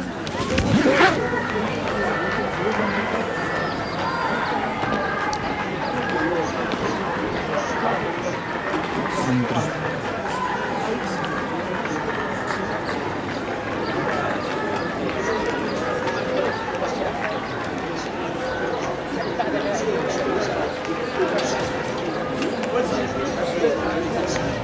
내려오세요.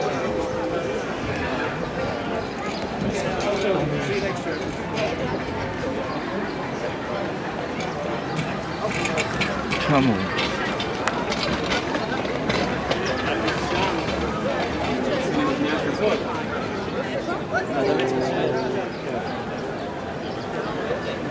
지금 짚고 올라가서 막 보잖아요. 그 이유는 성인식은 남자들만 합니다. 물론 여자들도 이제 만 13살이 되면 하는 데가 있긴 하지만 그건 돈이 좀 많이 들고 돈이 좀 있는 사람들은 여자들도 이제 성인식을 해주지만 바트 미츠바라고 해요. 벤이 이제 아들이란 뜻인데 이제 아람어로 바르죠. 바르요나 바요나 시모나라고 할 때 그 바르라는 단어가 아람어로 아들이란 뜻인데, 그러니까 바르 미츠바는 언약의 이제 아들, 명령의 아들 뭐 이런. 그래서 이제 그때부터는 모든 유대인의 이제 절기, 뭐 이제 금식, 그다음에 토라를 읽어야 되는 거 모든 것이 율법적으로 이제 성이 됐다는 거예요. 모든 거 의무적으로 이제 지켜야 되는 날이가 된 거죠. 그러니까 그 인생에 있어서 유대인들에게는 뭐 결혼식, 장례식, 그리고 이제 이 바르미츠바가 굉장히 중요한 의식입니다. 그래서 가장 많이 하는 곳이 통곡의 벽에 와서 여기서 이제 바르미츠바를 친척들이 와가지고 다 축복을 하고 하는데, 오늘 이제 그 자리가 이제 좀 이렇게 있네요. 자, 여러분 정면에 보시는 이 벽이 뭐냐면 소위 이제 통곡의 벽입니다. 영어로 웨스턴 월이죠. 그러니까 우리가 통곡의 벽 할 때는 사실 그게 정식 명칭은 아니고 웨스턴 월, 서쪽 벽이에요. 왜 서쪽 벽이냐? 여러분 예수님의 예언대로 성전이 무너졌죠. 돌 위에 돌을 하도 남지 않게 무너졌지만 모든 것이 무너졌는데 서쪽 벽 요 일부가 조금 남아 있었던 거예요. 성전은 무너졌고 성전을 둘러싸고 있는 외벽 가운데 서쪽 벽 일부가 남아 있어서 여기를 이제 웨스턴 월이라고 하고, 그다음에 여기 와서 유대인들이 이제 성전이 무너진 것에 대한 통곡을 하면서 자연스럽게 통곡의 벽이라는 이름이 붙여지게 됩니다. 여러분 아시는 것처럼 우리가 1차 성전이라고 하는 솔로몬의 성전은 BC 586년에 바벨론에서 무너졌죠.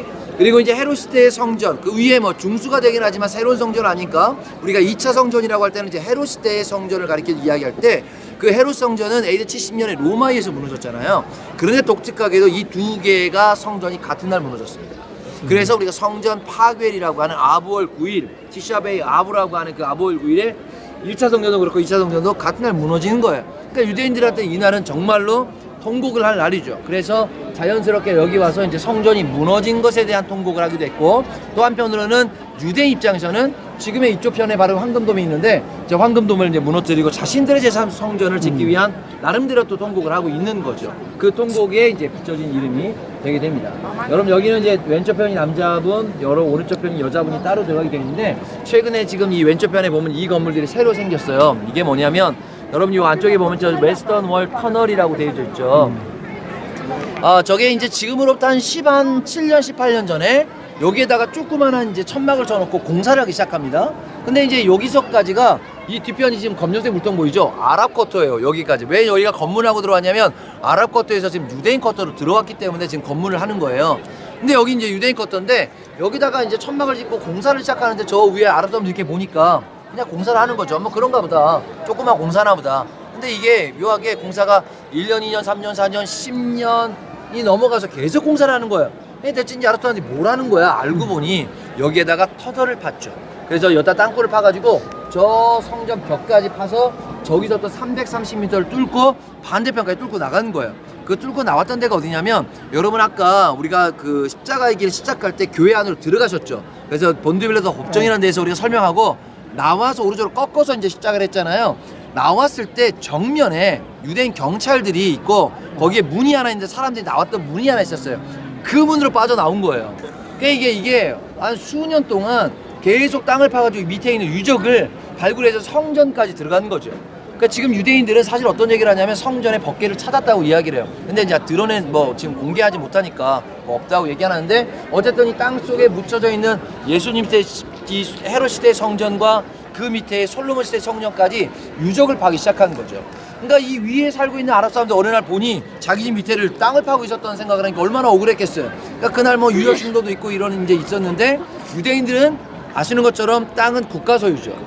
그러니까 건물은 개인 소유지만 땅은 국가 소유예요. 그래서 지금까지 아랍 사람들 소송을 냈지만 건물은 니네 거다, 땅은 우리 거다. 땅은 이제 그래서 이제 합법적으로 지금 계속 발굴을 하고 있는 지금. 그래서 그렇게 들어가면서 2차 성전 시대에 많은 유물들이 나오긴 했는데 그중에 가장 대표적인 것 중에 하나가, 여러분 지금 저 성전 벽을 보면 벽돌의 사이즈가 좀 틀리죠. 제일 밑에서부터 7번째 칸까지가 헤롯 시대의 성벽이고요. 그 다음에 중간에 큰 사이즈가 17세기, 제일 위쪽에 제일 자잘자잘한 게 19세기예요. 그러니까 이게 어떤 의미냐면 성벽이 생겼다가 무너졌다 세워졌다 하다 보니까 점점 낮아지죠. 그래서 한 번 더 올리고 한 번 더 올린 거예요.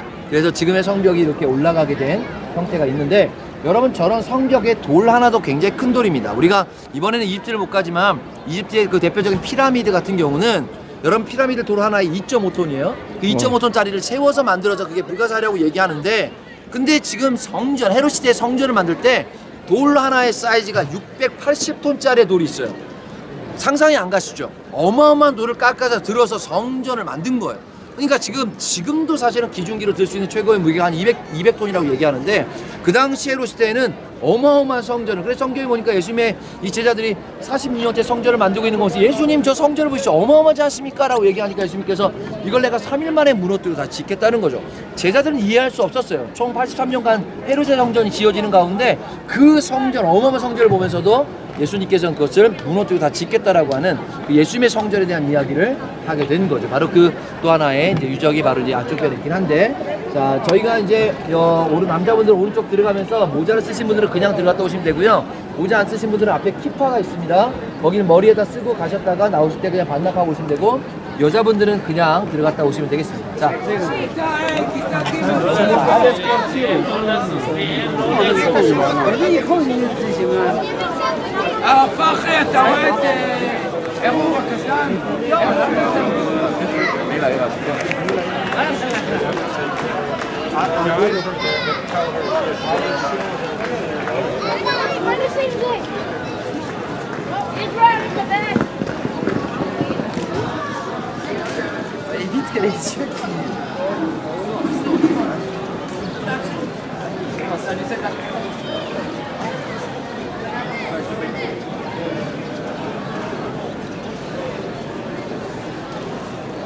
우와.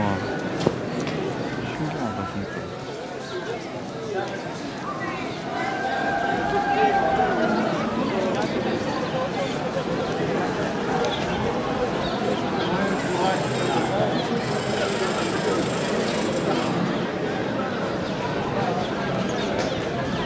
Je peux me reprendre annonce devant le...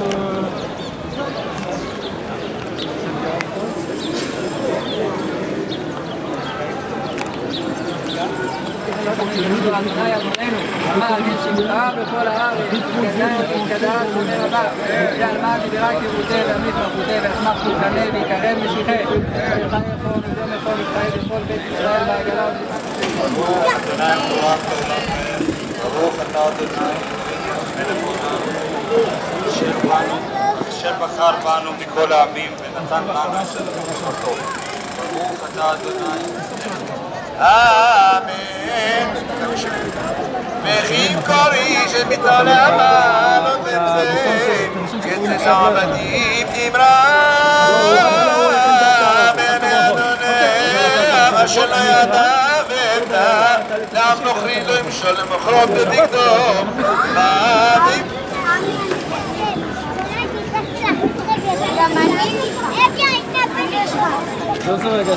저기는 좀 재밌네 저기 시간인데. 진짜? 맨 끝에는 막 흥이... 이게 네, 찍어보세요.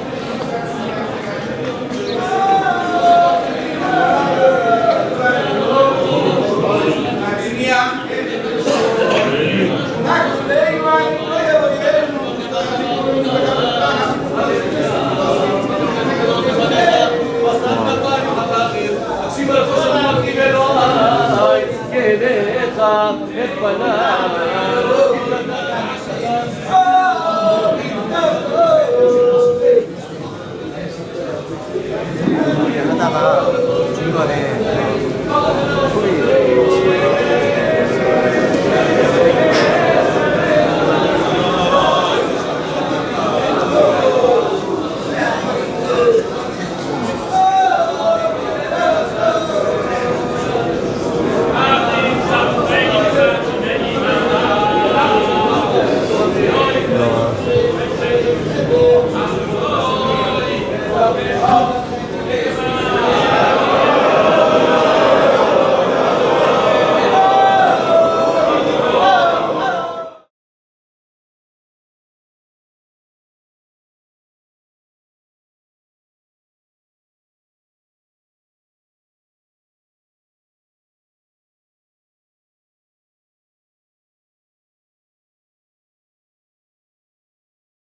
보시면 됩니다.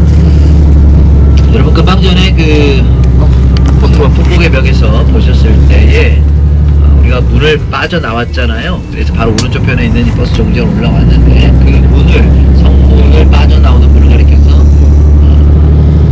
성경에는 영게이트 문이라고 하죠. 동문으로 나왔어.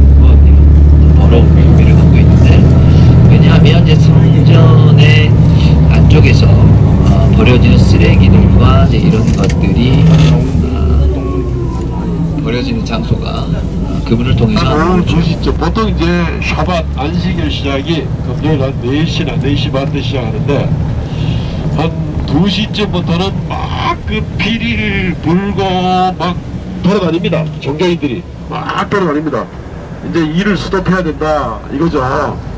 그래가지고 장사하는 사람들하고 이제 신경전도 벌어지는데 굉장히 그걸 끊이지 않고 한 2시간씩 벌어댑니다. 그러면 결국 이제 4시나 4시 반 되면은 조용합니다. 전부 다 보따리 싸고 다 그렇게 됩니다. 예, 그래서 저 아주 생생하게 삶의 현장을 느낄 수 있는 것이 바로 이 마하네 여호사들이 우리 최 목사님 히브리어 참 좋아하시는데 그죠? 예, 이 마하네 성경에도 보면은 마하나임이라는 데가 있죠, 그죠?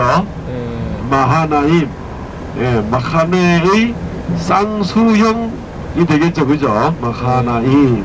또 한나 사무엘 어제 우리 실로에 갔는데 한나가 사무엘의 어머니 한나도 바로 이 마하네와 이제 같은 어근을 가지고 있죠. 한나라는 말은 바로 이제 텐트를 치다. 아까 캠프라고 말씀하셨는데 바로 그거죠. 텐트를 치다 하는 뜻인데. 예, 어쨌든 뭐 저기 굉장히 재미있는 이따가 하여튼 시간 되는 대로 저기도 좀 구경하고 저기서부터 우리가 벤 예후다 거리를 구경하고 이제 이러는 데는 다 붙어 있습니다. 그래서 10분 내로 쭉 걸으면서 이동이 다 되는 그런 지역들입니다.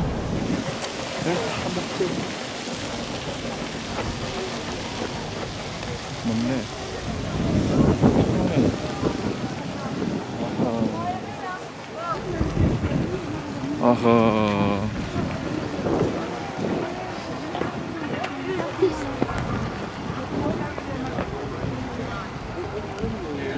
우와. 야. 야. 야, 이거 진짜 대박이다. 저기로 가야 되나? 말 그대로 2차 성전이라고 하면 이제 헬로 시대죠.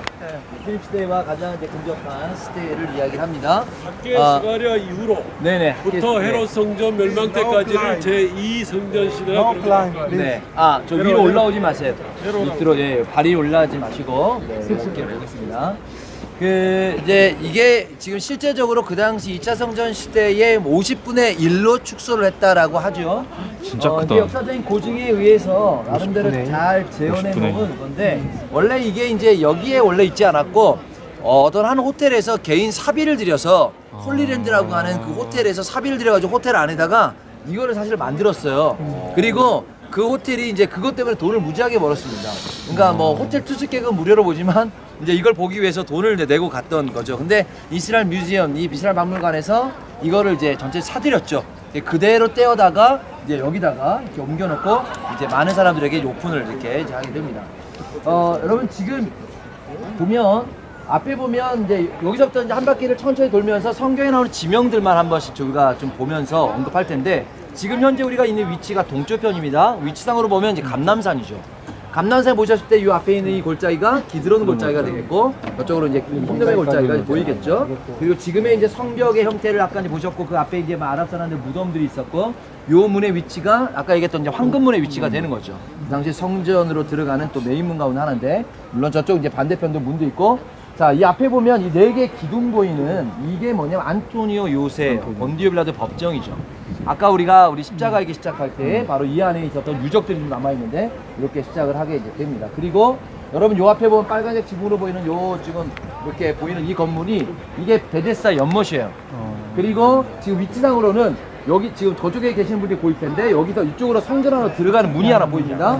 그 문이 바로 양문이 되는 거죠. 양문 곁에 히브리 말로 베데스다의 연못이 있었다라고 할 때 지금 이 북쪽 편에 있는 위치가 되고 바로 예수님께서 저기에서 이제 본디오 빌라 법정에서 이제 십자가를 받고 이제 저쪽 좀 이따 가보면 이제 골고다운데 보이는데 그쪽으로 십자가형을 넣게 되는 이 스토리가 나오게 되는 거죠. 지금 이제 보시는 것처럼 성전이 세워졌을 때 성전 안에는 우리가 알고 뭐 제사장의 뜰, 뭐 이방인의 뜰, 뭐 여인들의 뜰 이렇게 이제 이야기하는 그 뜰의 형태가 지금 보이고, 그리고 저쪽에 이제 좀 멋지게 세워져 있는 것은 제가 뭐 로얄 스토어라고 하는 귀족들의 뭐 연회가 벌어지기도 하고, 그다음에 이제 이방인들이 이 귀족들이 여기에서 이제 성전에서 뭘 하는지를 감시할 수 있는.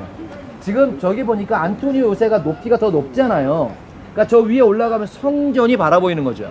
본디오 빌라도는 총독, 그 당시 총독으로 유대인들을 감시했거든요. 그러면 안토니오 요새를 바로 성전 곁에다 지은 이유 중에 하나도 성전 안에서 어떤 일을, 정치적인 뭐 이제 문제가 있는지 이런 것들을 감시하기 위해서 안토니오 요새를 높게 성전을 바라볼 수 있도록 저렇게 붙여서 지어놓은 형태가 이제 되게 됩니다.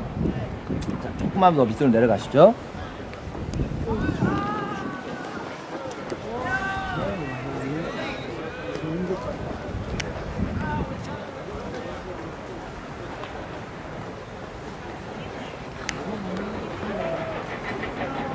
자, 지금 이제 오른쪽 편에 보면 이게 예루살렘의 남쪽 편인데요. 동남쪽 편인데, 아까 우리가 다윗이 최초의 이 여부속 속의 성을 빼앗아서 다윗성을 지었다라고 하는 위치가 바로 이 위치입니다. 지금으로 보면 지금은 성전이 그 예루살렘 성이 어떻게 되냐면 저기 벽부터 이렇게 위로 올라가 있죠. 여기가 다 성 바깥에 빠져 있었어요. 지금의 이제 보이는. 그래서 최초로 다윗성이 이제 여기에 다윗성이 지어지고, 그 다음에 저 위에 이제 솔로몬 시대 성전이 지어지고, 요 밑으로 해가지고 연결되는데, 바로 이제 요 밑에 있는 게 뭐냐면 실로암이죠. 여러분 히스기야 터널 이번 다녀오셨죠? 그래서 히스기야 터널은 기혼샘에서부터 실로암 연못까지 503m를 히스기야 시대에 윗샘을 막아 밑에로 샘을 연결해서 막았던 하나의 이제 땅속으로 연결되는 문길이 되는데, 그게 저기 지금 구멍이 살짝 뚫려져 있는 위치상으로는 저희가 바로 기혼샘이에요. 그래서 저기서부터 이제 뚫어서 연결해가지고 저 성 안에 있는 이제 샘까지 실로암까지 연결하는 게 이제 그 당시 히스기야 때에 털었던 성전 안에 샘? 히스기야 터널이 되는 거죠. 그리고 지금 보시는 것처럼 밑에 있는 집들이 좀 작고요. 위에 보니까 빨간색 지붕으로 아주 멋지게 되어져 있는 저기가 그 당시에 이제 귀족이죠. 하스모니안이라고 하는 이제 귀족들이 살았던 형태가 되고, 그 위쪽으로 또 헤로데 궁전이 있고, 위쪽으로는 귀족들이, 밑에 쪽으로는 서민들이 살았던 형태가 그대로 지금 이렇게 보이게 됩니다. 그리고 여러분 저쪽 편에 지금 물이 지금 쫄쫄쫄 흘러나오는 약간 좀 하수구처럼 보이는데, 그 거쪽 그 보면 계단을 따라 올라가는 그 밑에가 위치상으로 뭐냐면 분문이에요. 지금의 분문이죠. 그래 나중에 이제 거기를 통해서 이렇게 하수도라든가 오물들이 이제 흘러내려와서 여기 이제 흰눈의 골짜기로 모이게 될 때에 저 자리가 바로 약간 느헤미야 시대에 이제 분문이라고 표현하는 분문이 있었던 위치가 되고, 그 바로 거기를 통해서 모이는 저기서부터 여기까지. 됩니다. 조금만 더. 흰놈. 가운데 있는 거는 중앙계곡. 아, 이거는 기드론 골짜기. 여러분은 흰놈의 골짜기. 그러니까 지금 이제 목사님 말씀하신 분 중에 이 가운데 골짜기가 이제 중앙계곡인데, 지금 우리 아까 설명하면서 만나서 이쪽으로 연결되는 골짜기가 있어요. 이렇게 돌아서 거기가 이제 베들레헴으로 연결된 헤브론 골짜기가 바로 이 골짜기고, 여기가 지금 골짜기들이 연결되고. 사실 성경에 나와 있지는 않은데 그 이후에 이제 지명을 얘기할 때 지금으로서는 그 지역을 헤브론 골짜기라고 이야기합니다. 내 이름을 그래 붙였는지 모르겠는데, 이 골짜기를 만나서 기드론 골짜기가 광야까지. 기드론 궁의 골짜기가 광야까지. 뭐가 맞는 거야 그러면 도대체?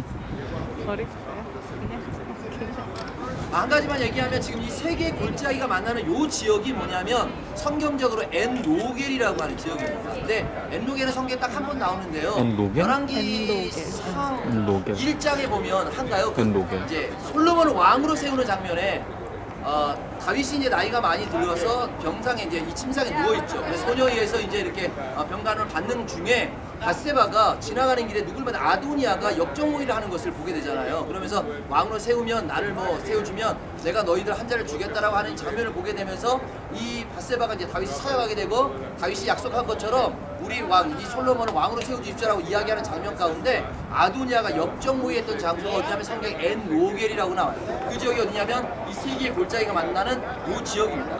그리고 이제 그 당시에 솔로몬을 데리고 어디로 가냐면 기혼샘으로 가죠. 기혼샘 바로 저기 위쪽이잖아요. 근데 기혼샘에서 이제 기름을 발라 이제 왕으로 세우게 되는 이야기가 나오는 그 장면인데, 애인이란 뜻이 약간 셈이란 뜻이죠. 로겐이 파괴되다는 뜻인데 엘로겐은 지금은 셈은 더 이상 없습니다. 근데 가장 높은 지역에서 또 예루살렘을 이제 서쪽에서 이제 이렇게 바라볼 수 있는 그런 포인트가 이제 이것이 되고요.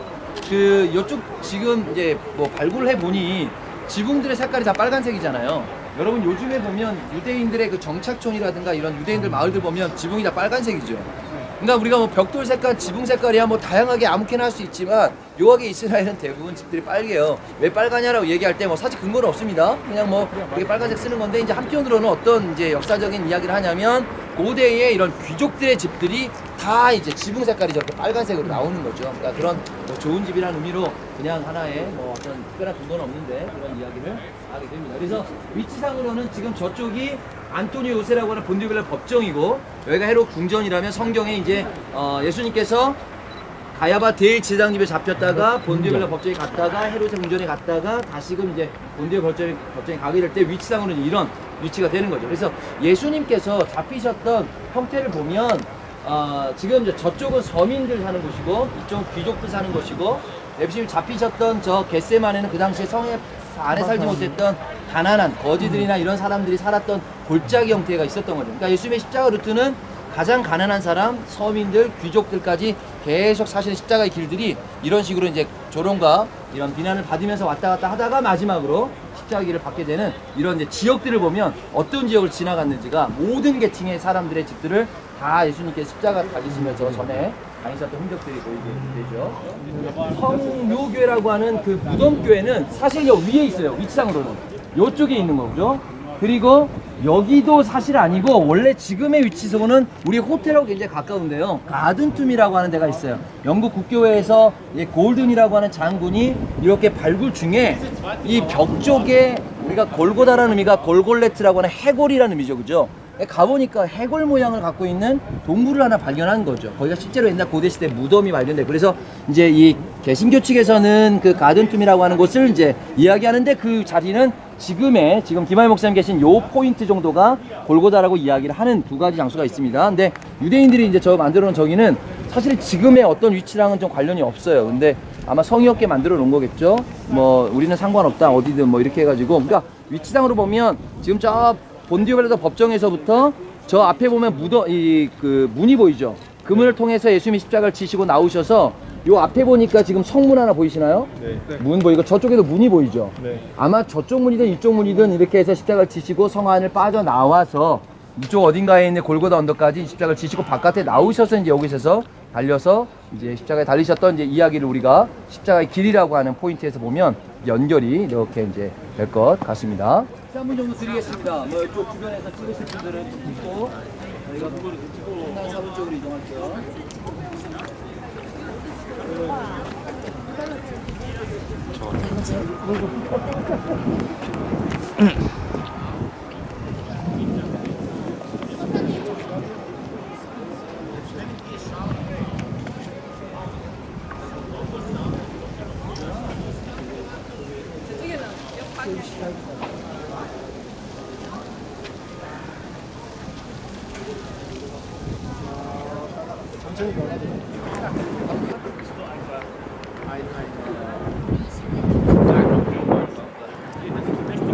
지금 쓰고 있는 소위 마소라 텍스트에 가까운 것이 한 절반 정도는 그런 것을 보면서 당시에 예루살렘 성전 중심에 사용된 그런 성경 본문도 마소라 텍스트였을 가능성이 가장 높은 거고, 물론 이 안에 들어가면은 그뿐 아니라 성경 사본뿐 아니라 여러 다른 종류의 사본들도 있습니다. 주석도 있고 뭐 기도문도 있고 있는데 이 여러 명 가지고 다 설명이 안 될 것 같은데 일단 들어가서 제일 가운데 원통형이 하나 있을 겁니다. 원통형은 이사야서 사본입니다. 제1동굴에서 발견된 그동안 안 치웠겠죠? 제가 몇 년 빈 동안에 예, 이사야서 제1동굴에서 발견된 그 1Q 아이제야 A라는 사본의 이 사진본입니다. 7.6m짜리 사본 하나가 7.6m짜리죠. 둘둘 말아가지고 생기죠. 근데 말씀드렸듯이 양피지로 된 거기 때문에 양피지 하나는 길이가 기껏해야 한 35cm, 40cm. 어떻게 7.6m 만드니까 꼬매야 되는 거죠. 그죠? 예. 봄해가지고 쫙 있고 나중에 두루마리를 두들 말아가지고 하나. 그러니까 이사야서 하나만 해도 이 정도 되는 겁니다. 모세 오경 하나면 이 정도 되는 겁니다. 그래가지고 이런 거 들고 이렇게 밑에서 돌리는 게 있지만 그래봐야 모세 오경밖에 안 들어가는 이제 그런 식이 되는 거죠. 모세 오경 하나 기록하려면 이 그것만 기록하는 그런 그 서기관이 따로 있어요. 네. 스탐이라고 줄여서 말하는데 스탐.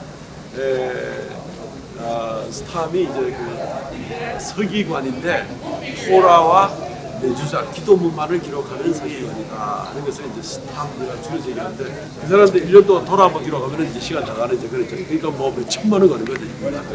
그렇게 나오고 일단 들어가면 뭐 어떤 거는 진본도 있고 어떤 분은 가짜도 일단 갖다 놨습니다. 말씀드린 사본은 여기하고 저쪽 록펠러 박물관에 나누어서 보관되어 있고요. 거기에 들어가 보면은 이따 이제 다른 그룹도 있어서 그런 것 같은데 이사야 사본도 보면은 중간에 띄어쓰기도 다 돼 있고 줄하고 줄 사이에 보면은 고쳐쓰기도 흔적도 자세히 보면 볼 수 있고 우리 신학생들 특별히 잘 보세요. 그리고 고쳐쓰는 장소가 모자라면 이렇게 해서 밑으로 이렇게 한 줄 빼먹었으면 나중에 다시 읽을 때 이렇게 적어도 한 번 쓰는데 세 사람이 관여합니다. 한 사람은 소페르 그래서 쓰는 사람, 그 다음에 한 사람은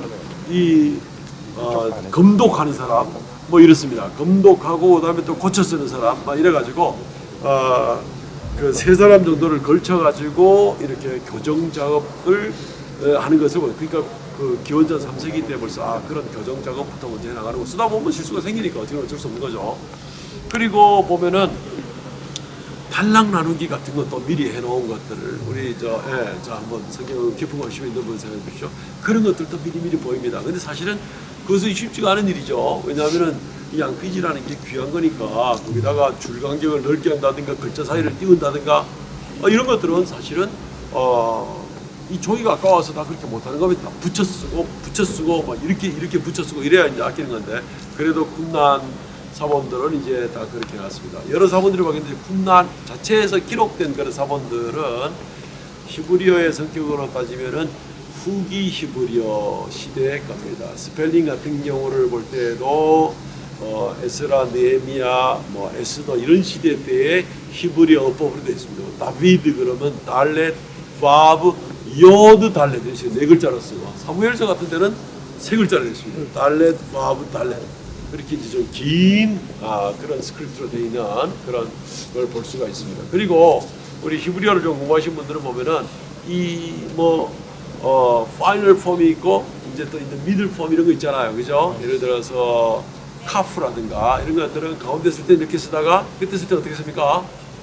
이렇게 쓰잖아요, 그죠? 그런 글자가 몇 개 있죠? 히브리어 알파벳 중에서 한 5개쯤 있죠, 그죠? 예. 그런데 이 쿰난 시대가 기원전 2, 3세기 때는 그러한 이 글자체가 완전히 안정된 건 아닙니다. 어떤 거는 짜딕 같은 경우도 끝에 오는데 이렇게 파이널 폼으로 쓸 때도 있지만 어떤 데는 이렇게 해서 미들 폼으로 쓸 때도 있고 그래서 완전히 안정된 거 적어도 분명한 거는 정방형 문자, 그죠? 스퀘어 스크립트 그러죠. 정방형 문자는 그때 이미 아람어의 영향으로 아람어는 기원전 4세기부터 7세기 사이에 전 세계 공용어죠. 링구아 프랑카 그래가지고 그래서 아람어의 영향으로 정방형의 모양을 대체로는 띄고 있는 것은 볼 수가 있습니다. 이 쿰난에 나오는 사본은 그 내용상으로도 우리가 많은 걸 연구할 수 있지만은 히브리어 발전 역사라든가 또는 성경 문서 외의 것들을 통해서는 그 당시 정치적 상황이라든가 고고학자들은 뭐 조개 사금팔이나 항아리 조각 들고 그 당시에 여러 가지 또 배경이나 문화나 이런 것들을 감잡을 수 있겠죠. 예. 어쨌든 여기는 록펠러 박물관은 또 봐도 사본을 어디다 놔둔지 보여주지 않습니다. 그건 전부 다 항아리밖에 안 보이는데 여기는 바로 보관되어 있는 장소니까 이제 들어가서 보시면 되겠습니다. 눈에 띄는 대로.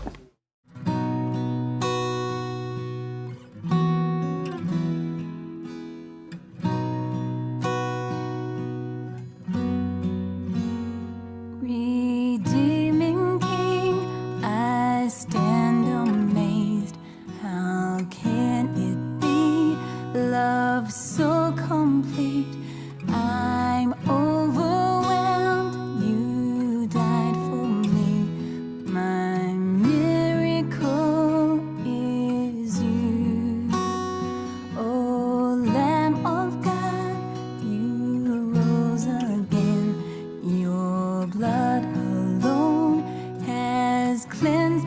in the